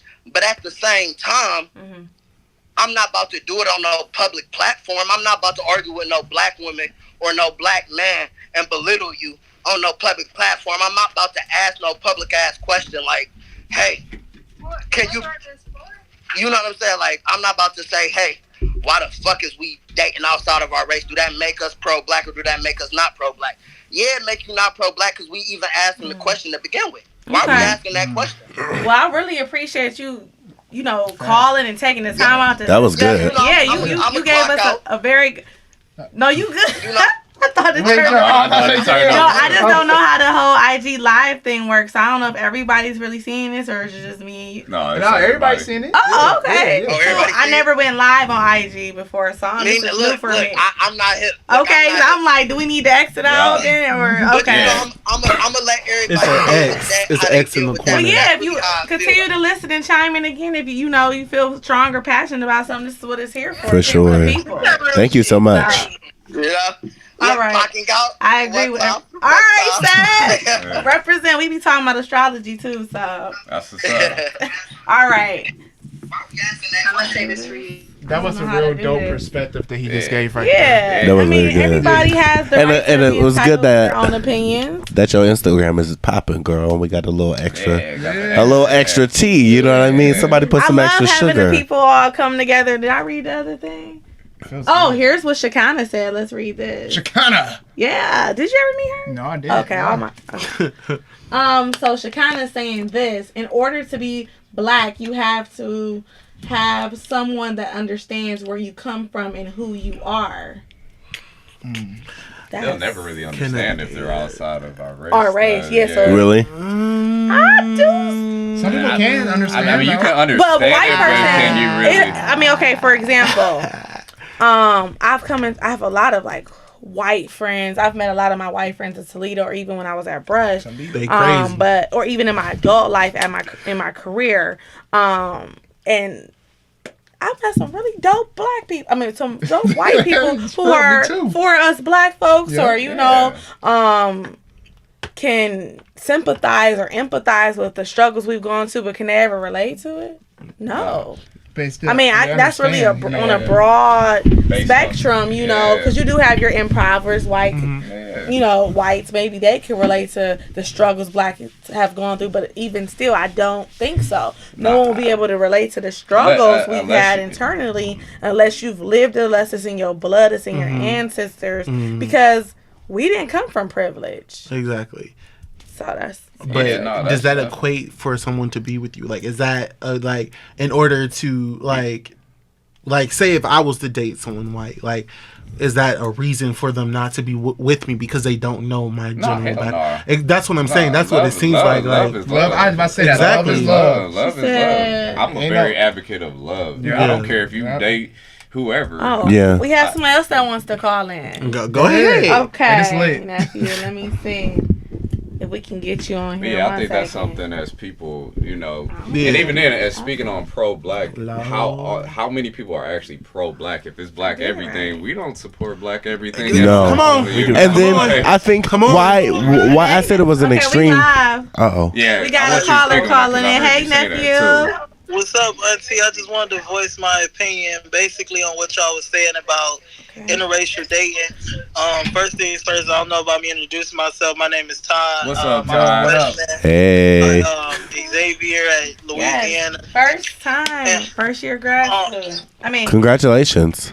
Thank you. I appreciate it. Graduate. For me, it touches back a little bit more with Auntie Essie said, just basically understanding that there are white people that are willing to understand the things that we have been through, but no matter what amount of love you have and what amount of dedication you have to a black person, you will never understand the shoes that we have to walk in every day, with knowing the prejudices that we go through, with fearing our life against police brutality and just simple things like that.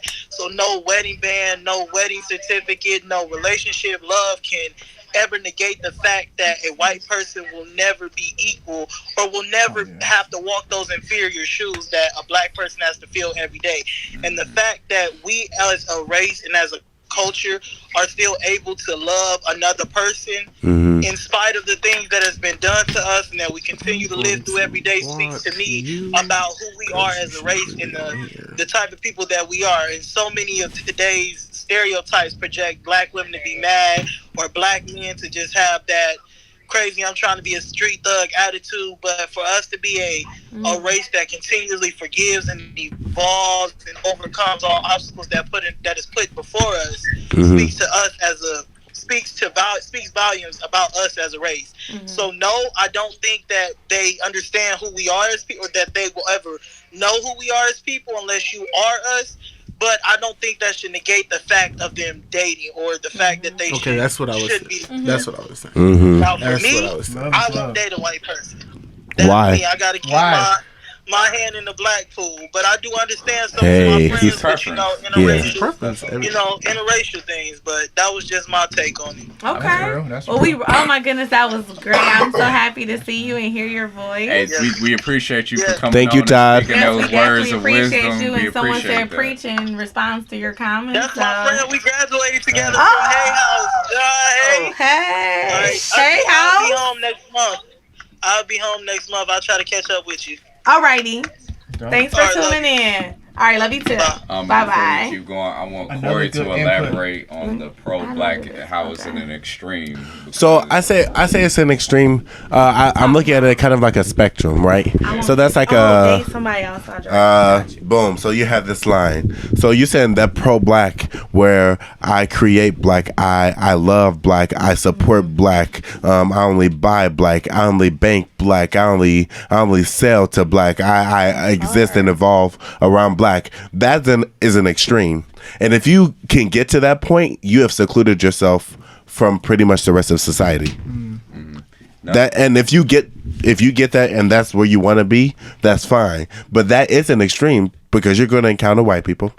You're going to encounter mixed people. You're going to encounter Asian people and Chinese people, Japanese people, Indian people. You're going to encounter those other cultures. You're going to have to want to and learn to buy, sell, and trade from them. You're going to have communication with them. There is going to have to be transactions. Shit, it might be white people who want to buy your stuff just because they like, I love because your product. Right now, look at Ain't nothing wrong with money. Right, but look at the culture.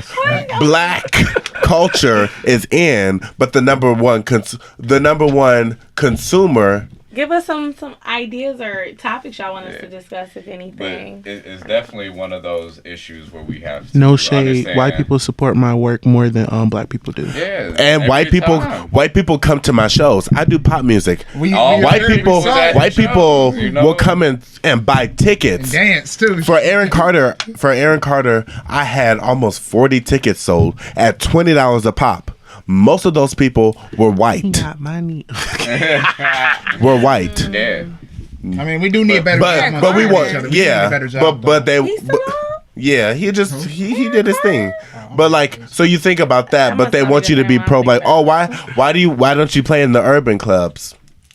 Maybe because you don't get the support. But no, yeah, they don't want the love. They would prefer to throw shade on me. You can, because us being business owners, like, we know this personally.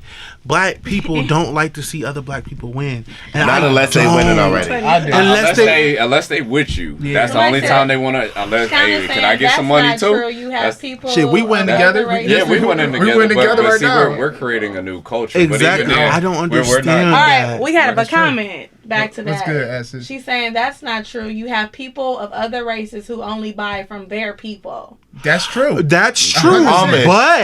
Amish. But what did I say? When you are in that extreme, you have secluded yourself from the rest of society. You have. You see how they. Yeah, and Amish don't fuck with anybody. Exactly. So yeah, I didn't say that being pro-black was a bad thing. I didn't say that being pro-black extreme didn't exist. I'm saying that the reality is, if you get to that point, you have cut yourself off from society, and that's how beneficial is that. And how many people are actually doing that in America? You know, like, actually in America, you can't say you go to Finish Line, that's white on. You go to McDonald's, you go to Burger King, you go to Wendy's. Everywhere we do, you buy them fucking lights. It's a white-owned company. Right. So there's nothing we're doing that's really a basis of pro-black. Yeah. You know, that's just everything. They can't, you can't, but this is the thing. This is my problem with the pro-black situation. Yeah. Like, some people are pro-black to an extent. Like, yeah, it's to an extent. Like, they're pro-black for let them find clout. out, like, they do anything for clout. But no, like, it's popular. Like, I don't get that. But like, if you're so pro-black, like, we was talking about this before. It's like, when it comes to black people, you know, being very adamant on the community and putting their money back into the community and all that stuff, we don't do it. We don't do it. We don't uplift each other. Man, you know, so not until something's wrong. Not until something drastic. Yeah. Most of the time, I'm not going to say every time, because I will give black people and people in general credit where credit is due. Yeah. Come on. But for the black culture, until there is a situation on the news where a woman has been beaten so brutally in front of her children that she gets liberated in some way, form, or fashion on a news station, so she has to almost die for you to acknowledge that she exists. Or when you, just like when X died and everybody, oh, he was such this great person, y'all was talking about this man was weird. Bro, that was calling my out dude. his name. XXXTentacion was my dude. And I was one of the niggas like you didn't fuck with him at all. That's what I'm I was saying. Weird for listening. It's just like as soon as somebody passes, it becomes a fad. And it's just like, and then they'll get the shirts, the hoodies, and the aesthetic start rocking Vans and stuff like. That's never been you, my dude. They don't love you till you're gone. Yeah, no, that's true. Though. They be saying that shit all the time. We appreciate once a person is expired. You know? Exactly, but you can't. But what's the problem with appreciating the person just while they're alive? While they're alive, just because like we hate. His frat brother LJ, love him to death, great artist. Mike, love him to death, great artist. He's a friend that we know. I'm just fucking with you. But no, it's just like I have no problem with supporting other people. Yeah. Like, why in the community does it like what's the problem? Just like an artist had a problem with me because she thought I stole her aesthetic, and she was like, "Oh, you're not original." And I'm like, "Girl, when have you known me?" She's not a real leader. Exactly. Why? What is me doing art?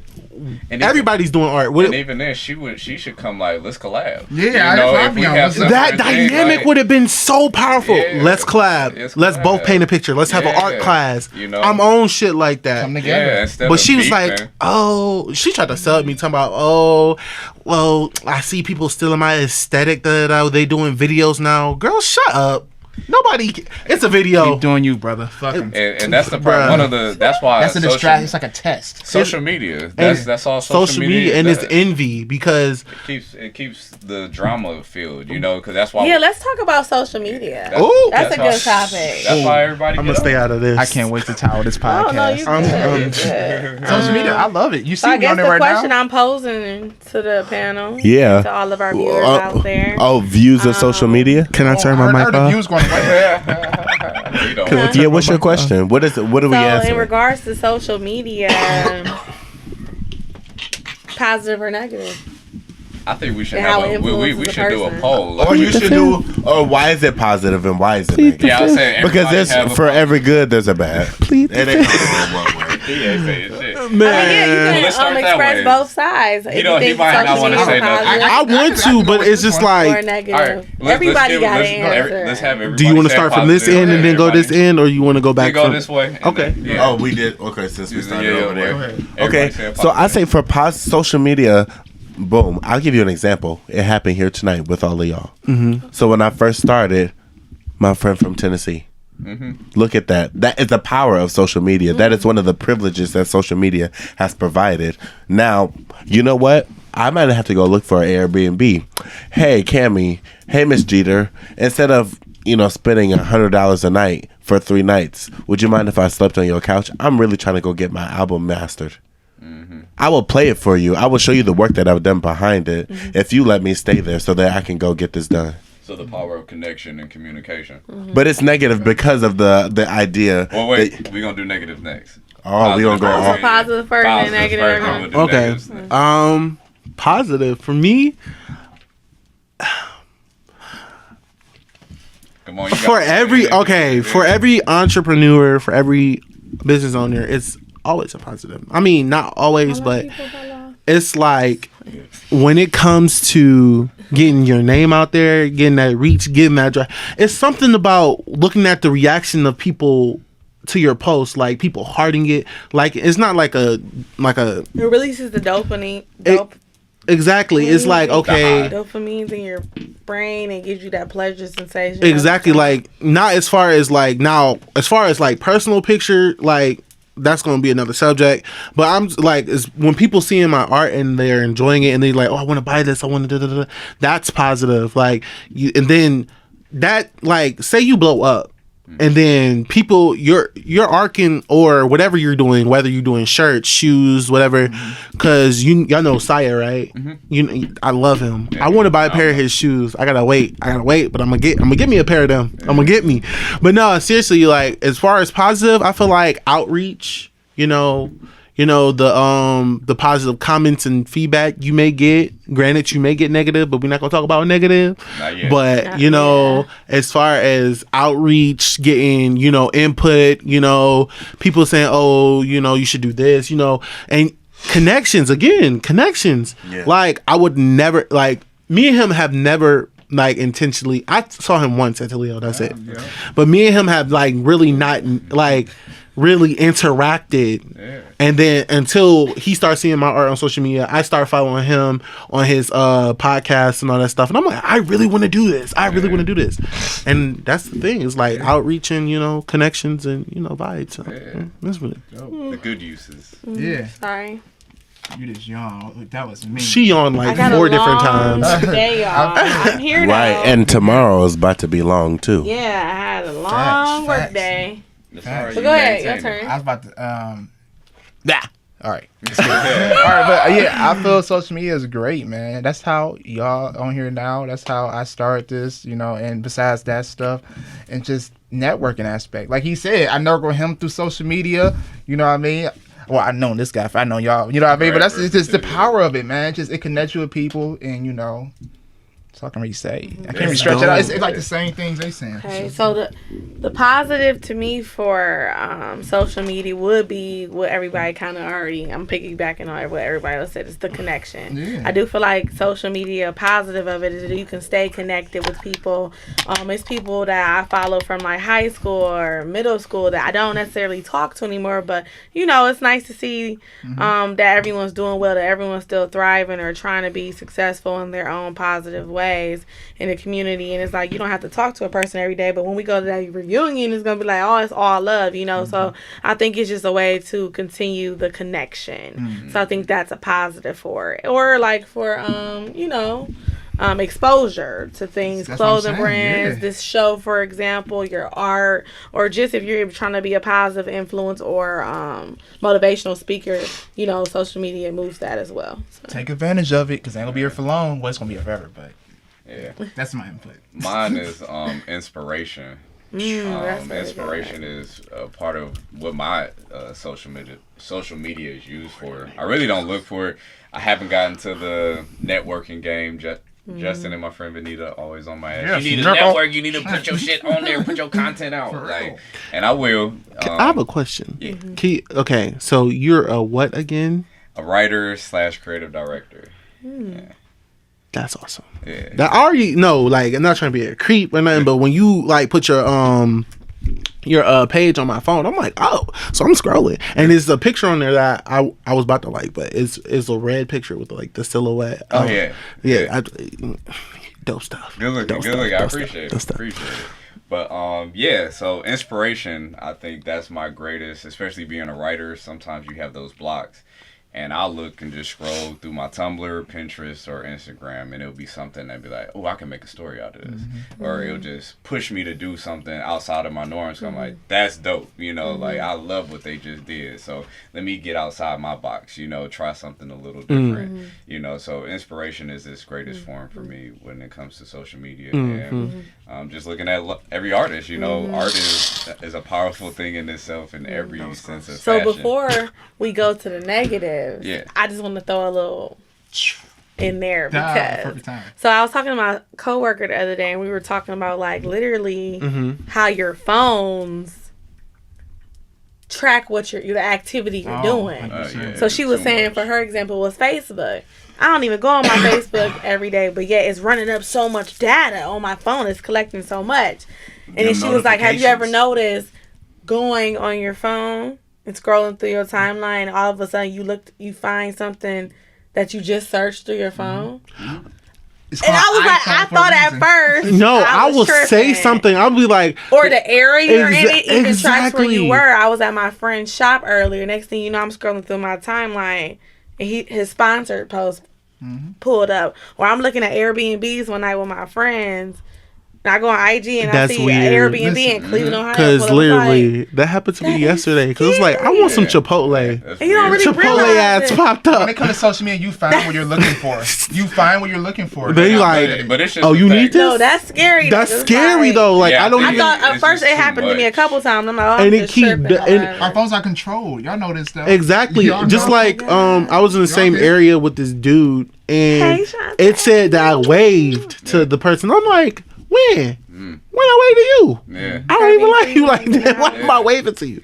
So it's like, I think that's why the social media is a little creepy because it's like it's doing. I know it is. It's scary. It's like doing it's tracking us right now. Well, it's just next thing you know, when we go home later, we gonna scroll and it'll be like podcast shows. Yeah, but it just come join this much. Podcast. Yeah, it does too much for a person's liking. It's like, why are you learning me? You know, like you're supposed to be an app, and that's it. All I want you to do is be a fucking app. Right, I don't need you hearing my conversation. I don't need to say Chipotle and now Chipotle all over my shit. Man, like, I'm supposed to be training you, not you training me. Yeah, like it's learning us. But they said technology is at its phase. I just wanted to throw that in there real quick, though. Technology is powerful. Do the negatives, though. So do y'all want to, since it ended on that end, you know, just to keep the flow going, you want to start on okay, so the negatives of it? Yeah. A lot of people are very egotistical. They're very full of self, especially like it's a bunch of people I follow and I'll look at their live. I typically look at a live before I scroll. Or not their lives, their IG story. And a lot of people are just looking at themselves at their phone. You know, like a person like, oh, I need to be at the park more. But they're sitting down just looking at their phone, you know, or taking pictures of them doing this. Go the fucking enjoy life, you know, like be in your natural state, you know, like people don't know how to go out and kick it without, oh, I need a picture of this. Oh, I need to put this on Instagram. Oh, I need to do this. I need to show people what I'm doing with my everyday life instead of just live your everyday life. If it's so great and extravagant, live it. Be in the present. You know, I don't give a fuck what any of y'all doing for real. Right. You feel me? Like, why should I? Like, why do I have to? That's why a lot of people, you don't post anything. You don't show anything. Yeah, because I'm not supposed to. No, fuck that. You need to post something. No, no. Well, my art I'll post, but like, I don't need to show I'm at a basketball game. Why? Exactly. Why do I need to show I'm with him right now? Why do I need to show, like, yes, this is a business, you know, networking platform, so yeah. But just me at home chilling on my couch, you know, why the fuck who cares, you know? So I think it's too red boxers. Yeah. We look too deep into it, though, I feel. We look too deep into it. Like me, I just use it for promotion. Like daily vlogs. Like, nigga, you watch my life. You don't want to watch it? Fuck it. You know, I look at it as art. That's how I look at social media for me personally. Yeah. It's art. Tanisha said, hey. It's like an art. So I don't know who that is. Oh, I'm sorry. Small world. That is so crazy. Hey, girl. Hey, man. Yo, you okay. You done with your comment? Yeah, I'm done with mine. Okay. So for me, oh, hey, y'all. That came out a little. This is popular. Real popular. They come with questions. They want questions. They said, let me get I just got like 7 people sitting there trying to watch me. Did I turn off my phone? Died and I did it die? You said what? It didn't die. I mean, when I cut it back from my perspective, the topic was what are the negative aspects of social media. We already discussed the positive one, so we're all going and giving our viewpoints on the negative aspects. Feel free to chime in on everybody's phone, comment, call us in. We had some of those already. That was kind of fun. But from my perspective, the negative of social media comes when you're not happy with self. Here we go. It gets deep because we was talking about self earlier. I had to put on another headphone. I need to hear it. We were talking about self earlier and how social media can impact you negatively if you're not all the way happy with self. I can scroll through my timeline if I'm not in a relationship, but I yearn to have that connection with someone. Just the thought or sight of seeing a happy couple. That's all usually you scroll down your TL, what you seeing? Couples, marriage, babies. It's boo season, it's cuffing season. Or you got the whole hot girl shit. Hot girls. Fuck boy fall, all this stuff that's coming out. Yeah. But you also have those things that you kind of search for internally.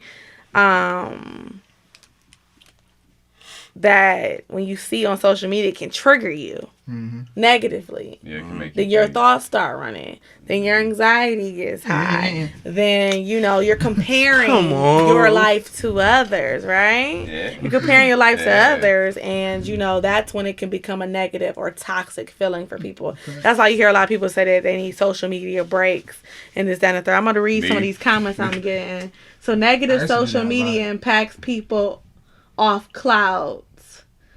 Preach. Oh, thanks. You feeling me? Yeah. No, dude, that's true though. So what he's saying is negative social media impacts people off of clout. So that was definitely a good input. Thank you for that one. But that's just how I feel about it. I just feel like the negative aspects is you can get triggered. Oh yeah. Very easily, especially if you're comparing your life to others. Yeah. So shout out to Dean for that one. I agree. Oh, you done? Justin? Oh yeah, that's the negative. Only negative is we spend too much time on it though. Like although I love social media, I'm not gonna lie to y'all, but sometimes I catch myself just I'm bored. I'm going on Facebook, we can scroll. Let's go Instagram. Let's go Snapchat. You know what I mean? It takes up a lot of our time, and I can use that time to my creativity and other shit. And sometimes I feel like I just don't like being trapped into it. That's the negative about it. It's so addicting. Kind of like you look up, you thought it was 5 minutes, it's really 35 minutes. Yeah. It's an hour and 15. Let me go for 5 minutes, watch a few stories. You done watch all the damn students, just clicking through shit, scrolling. And that's I'm only looking at a couple of these. That's why I'm glad I get bored quickly. You get kind of wrapped up in it. I get bored. No, I get bored quick. So I be like, all right, this shit boring. I'll shut the shit off. I'm like, I ain't seeing shit on. Yeah, deleting an app can be good. But I do that every day. But thankfully, I'm getting better. Thankfully, I'm getting better. That's I'm not even like point on it. But yeah. What's your negatives? Me? No, him. Oh, he already said it. He already said it. You wasn't paying attention.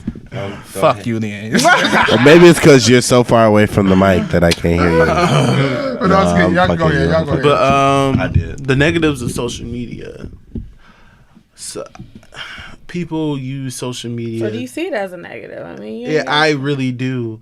Like more than a positive sometimes, because people they use social media as a weapon to demean, degrade, to make people hurt, to make people self-conscious. Like it was this dude. I always got a story for everything, but it's like social media can be so great but so negative. It's such a negative space because we, again, comparing each other. I've done that sometimes to other artists, and I'll be like, damn, why you got this big platform, he not doing with it? And I had to look within myself. I'm like, okay, it's not your time yet. Chill out. It's it's always like self-reflecting. I feel like this should be the title of the podcast at this point. But no, it's like I don't understand. Like, social media can be good, but it can be so damn negative. It's like, especially when it comes to women. Oh, come on now. Especially when men posting their opinions on. First of all, no man should have an opinion on a woman, period. Come on, women, we gotta chime in. It's like, I'm the only girl on the channel right here. No woman, no man should have an opinion. Oh, you can't wear this. You shouldn't wear this. About the Derek Jackson. Oh, y'all not talking about like a Derek Jackson where he's like, y'all know who Derek Jackson is? No. I'm not social media. So I don't know celebrities. Just like what's his name? What was that rapper name? And So Def. Girl, you know what I'm talking about, right? He was talking about all these stripper rappers coming out. Oh, Jermaine Dupri. Yeah, whatever he is. I don't know that's I think so. Whatever. That is his name, okay, Jermaine Dupri. Okay. He was talking about how women were using their body to sell music and everything. Oh, like the Cardi B, Megan Thee Stallion. Exactly, but the thing is, Megan Thee Stallion, I don't remember her being a stripper. So you're generalizing a whole group of women who, okay, but men used to be men talk about fucking all the time. Why can't women do it? Like, that's why in social media, the double standard. Exactly. Like, why are you so adamant on, that's we gonna bring that up. Exactly. Like, double standards. Yeah. It's like, why are you so adamant on making someone feel bad? Like, why are you why do we use this great tool to be a huge negative tool to beat somebody across the head? Why do we feel the need to validate someone's opinion when it doesn't matter? Not everybody's opinion matters. Or I don't need to care about this man's opinion, especially if it's especially if it's tearing down someone. And people bandwagon off. Oh, I agree. And then it starts that tick versus tack, and it's like it don't really matter. That was one opinion. That's what works for you doesn't work. Or I gotta get your eye. I just don't get it. It's your turn now. Oh yeah. Go ahead, see man. All right now, the negativity of social media. I think it comes in the illusion, because social media is an illusion. You know what I mean? People post on social media. You done emptied out your whole motherfucking bank account with them couple hundreds that you showing on there. Talking about, bitch, you rich. Wow. All right. All right. You rich. All right, you be rich. Rich. Or I got 17 hoes. You and your cousins. They came over for Sunday dinner. You go have a seat as well. No games, but just things like that. Literally, the illusion that social media can play on the mind, and which is how those other things are come in, like the jealousy, the backlash, the hating that comes in, where people start throwing shade and leaving all those negative comments. It's because you are so obsessed with that perception of looking rich, looking famous, looking desirable, looking this, looking that. Do anything for clout. Yeah, that when you got what you got, and I'm always trying to be very conscious of this because I am an artist and where I want to go. But when you get where you're trying to get, when you get there, and the shit that come with it. Everybody want a house or they want the most expensive car, but y'all know that you know what I mean. You know that when you buy a Mercedes, that your oil changes stop being $50 and they start $200, $300 for oil changes, and your tire rotations they go up too. Yeah, they go up too, and your car note goes up.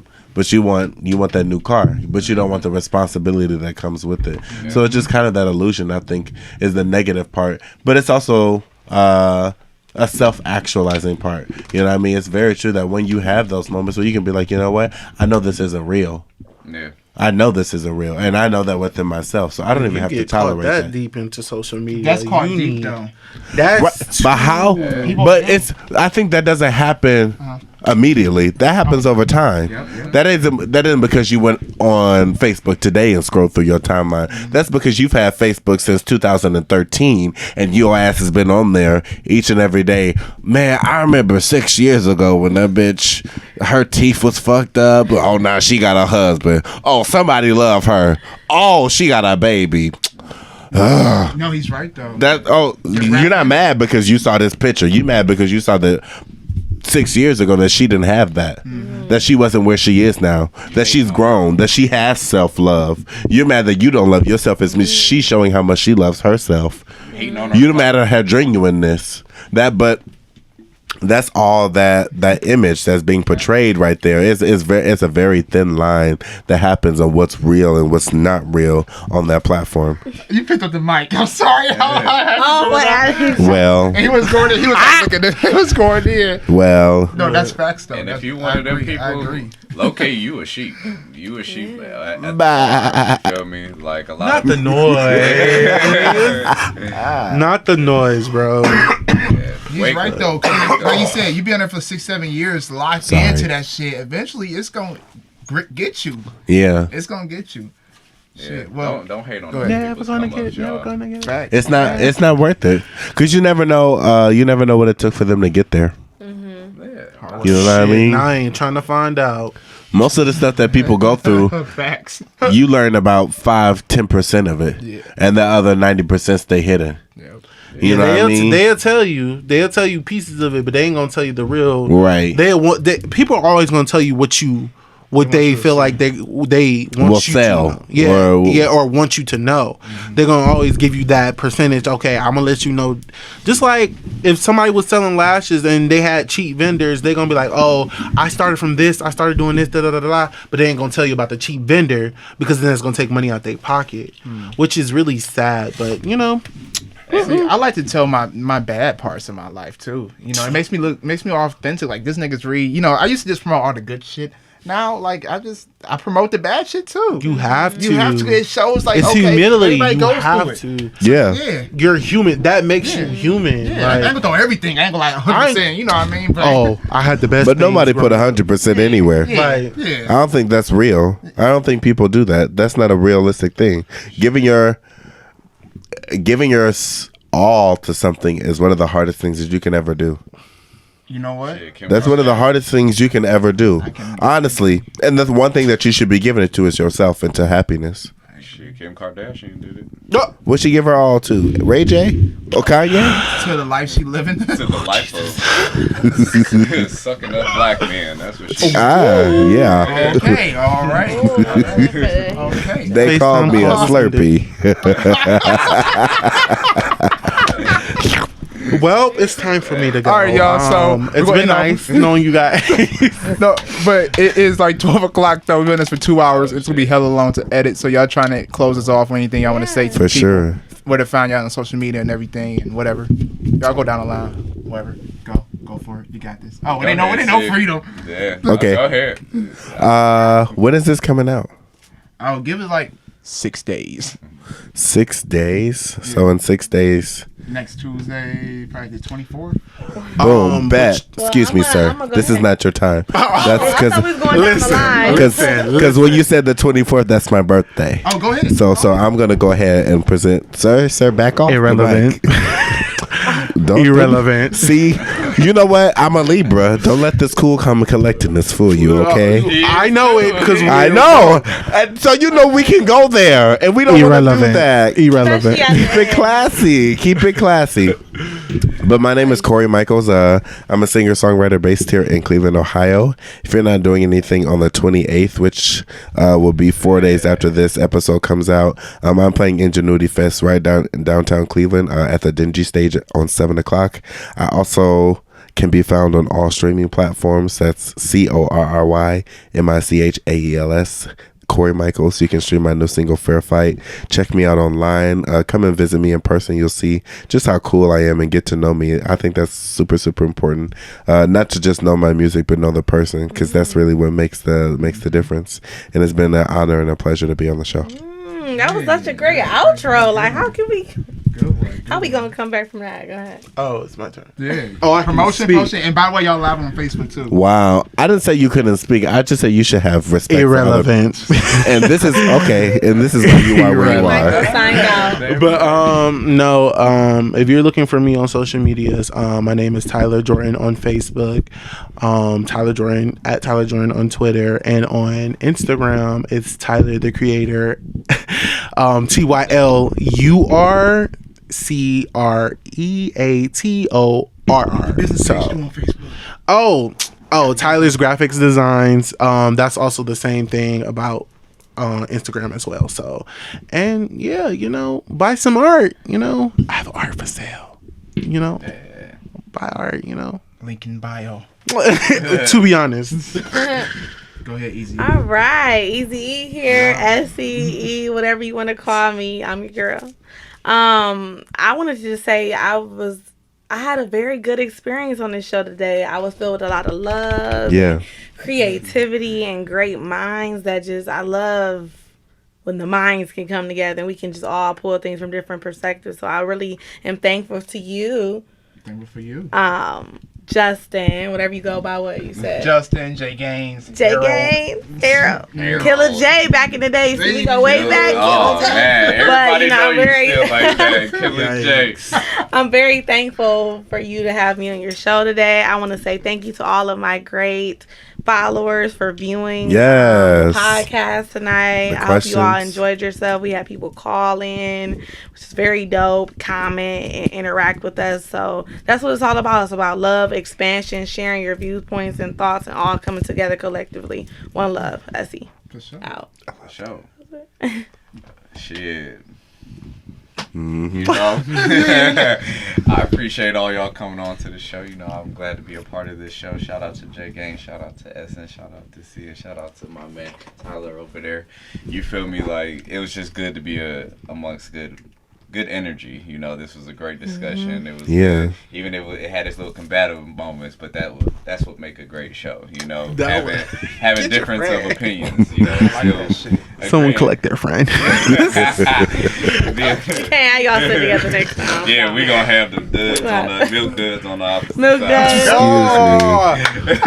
And put the bougie one first. I'm just playing. You're out of line. I'm just playing. Peace and love. Sitting over there in that Gemini spirit. You're out of line. I appreciate all y'all for coming to the show, though, man. Real good vibes. Definitely got to come back on, though. We do this shit every Wednesday. Shout out to my bro Freedom over here. He been rocking with me for years, but with this show, we been rocking down there since, was that March to now, man. Yeah, still going. Yeah, still going. Love that. Feel me? So, yeah. Come on, consistency. Yeah, for real, for real. We a team with this shit. So shout out to Essence for coming through. I appreciate you. Anytime. Shout out to Tyler for coming through. I'm stuttering. Shout out to Tyler for coming through, and shout out to my brother Corey over here. Check them all out. We all creative. So that shit going. Damn, I'm sorry to hear that, yo. You can keep trying all you want to, but the only reason you're throwing shade is because I'm in the sunlight. Okay, that's the only reason. Try again. It's not real. Try again. Irrelevant. Wait, let me do the outro first. Ladies and gentlemen, boys and girls, thank you for watching our Listen Lavish Journey podcast, where we create, inspire, and spread greatness. Peace. Pose with a picture, y'all. Y'all ready? 1, 2, 3, go. Another one. We good.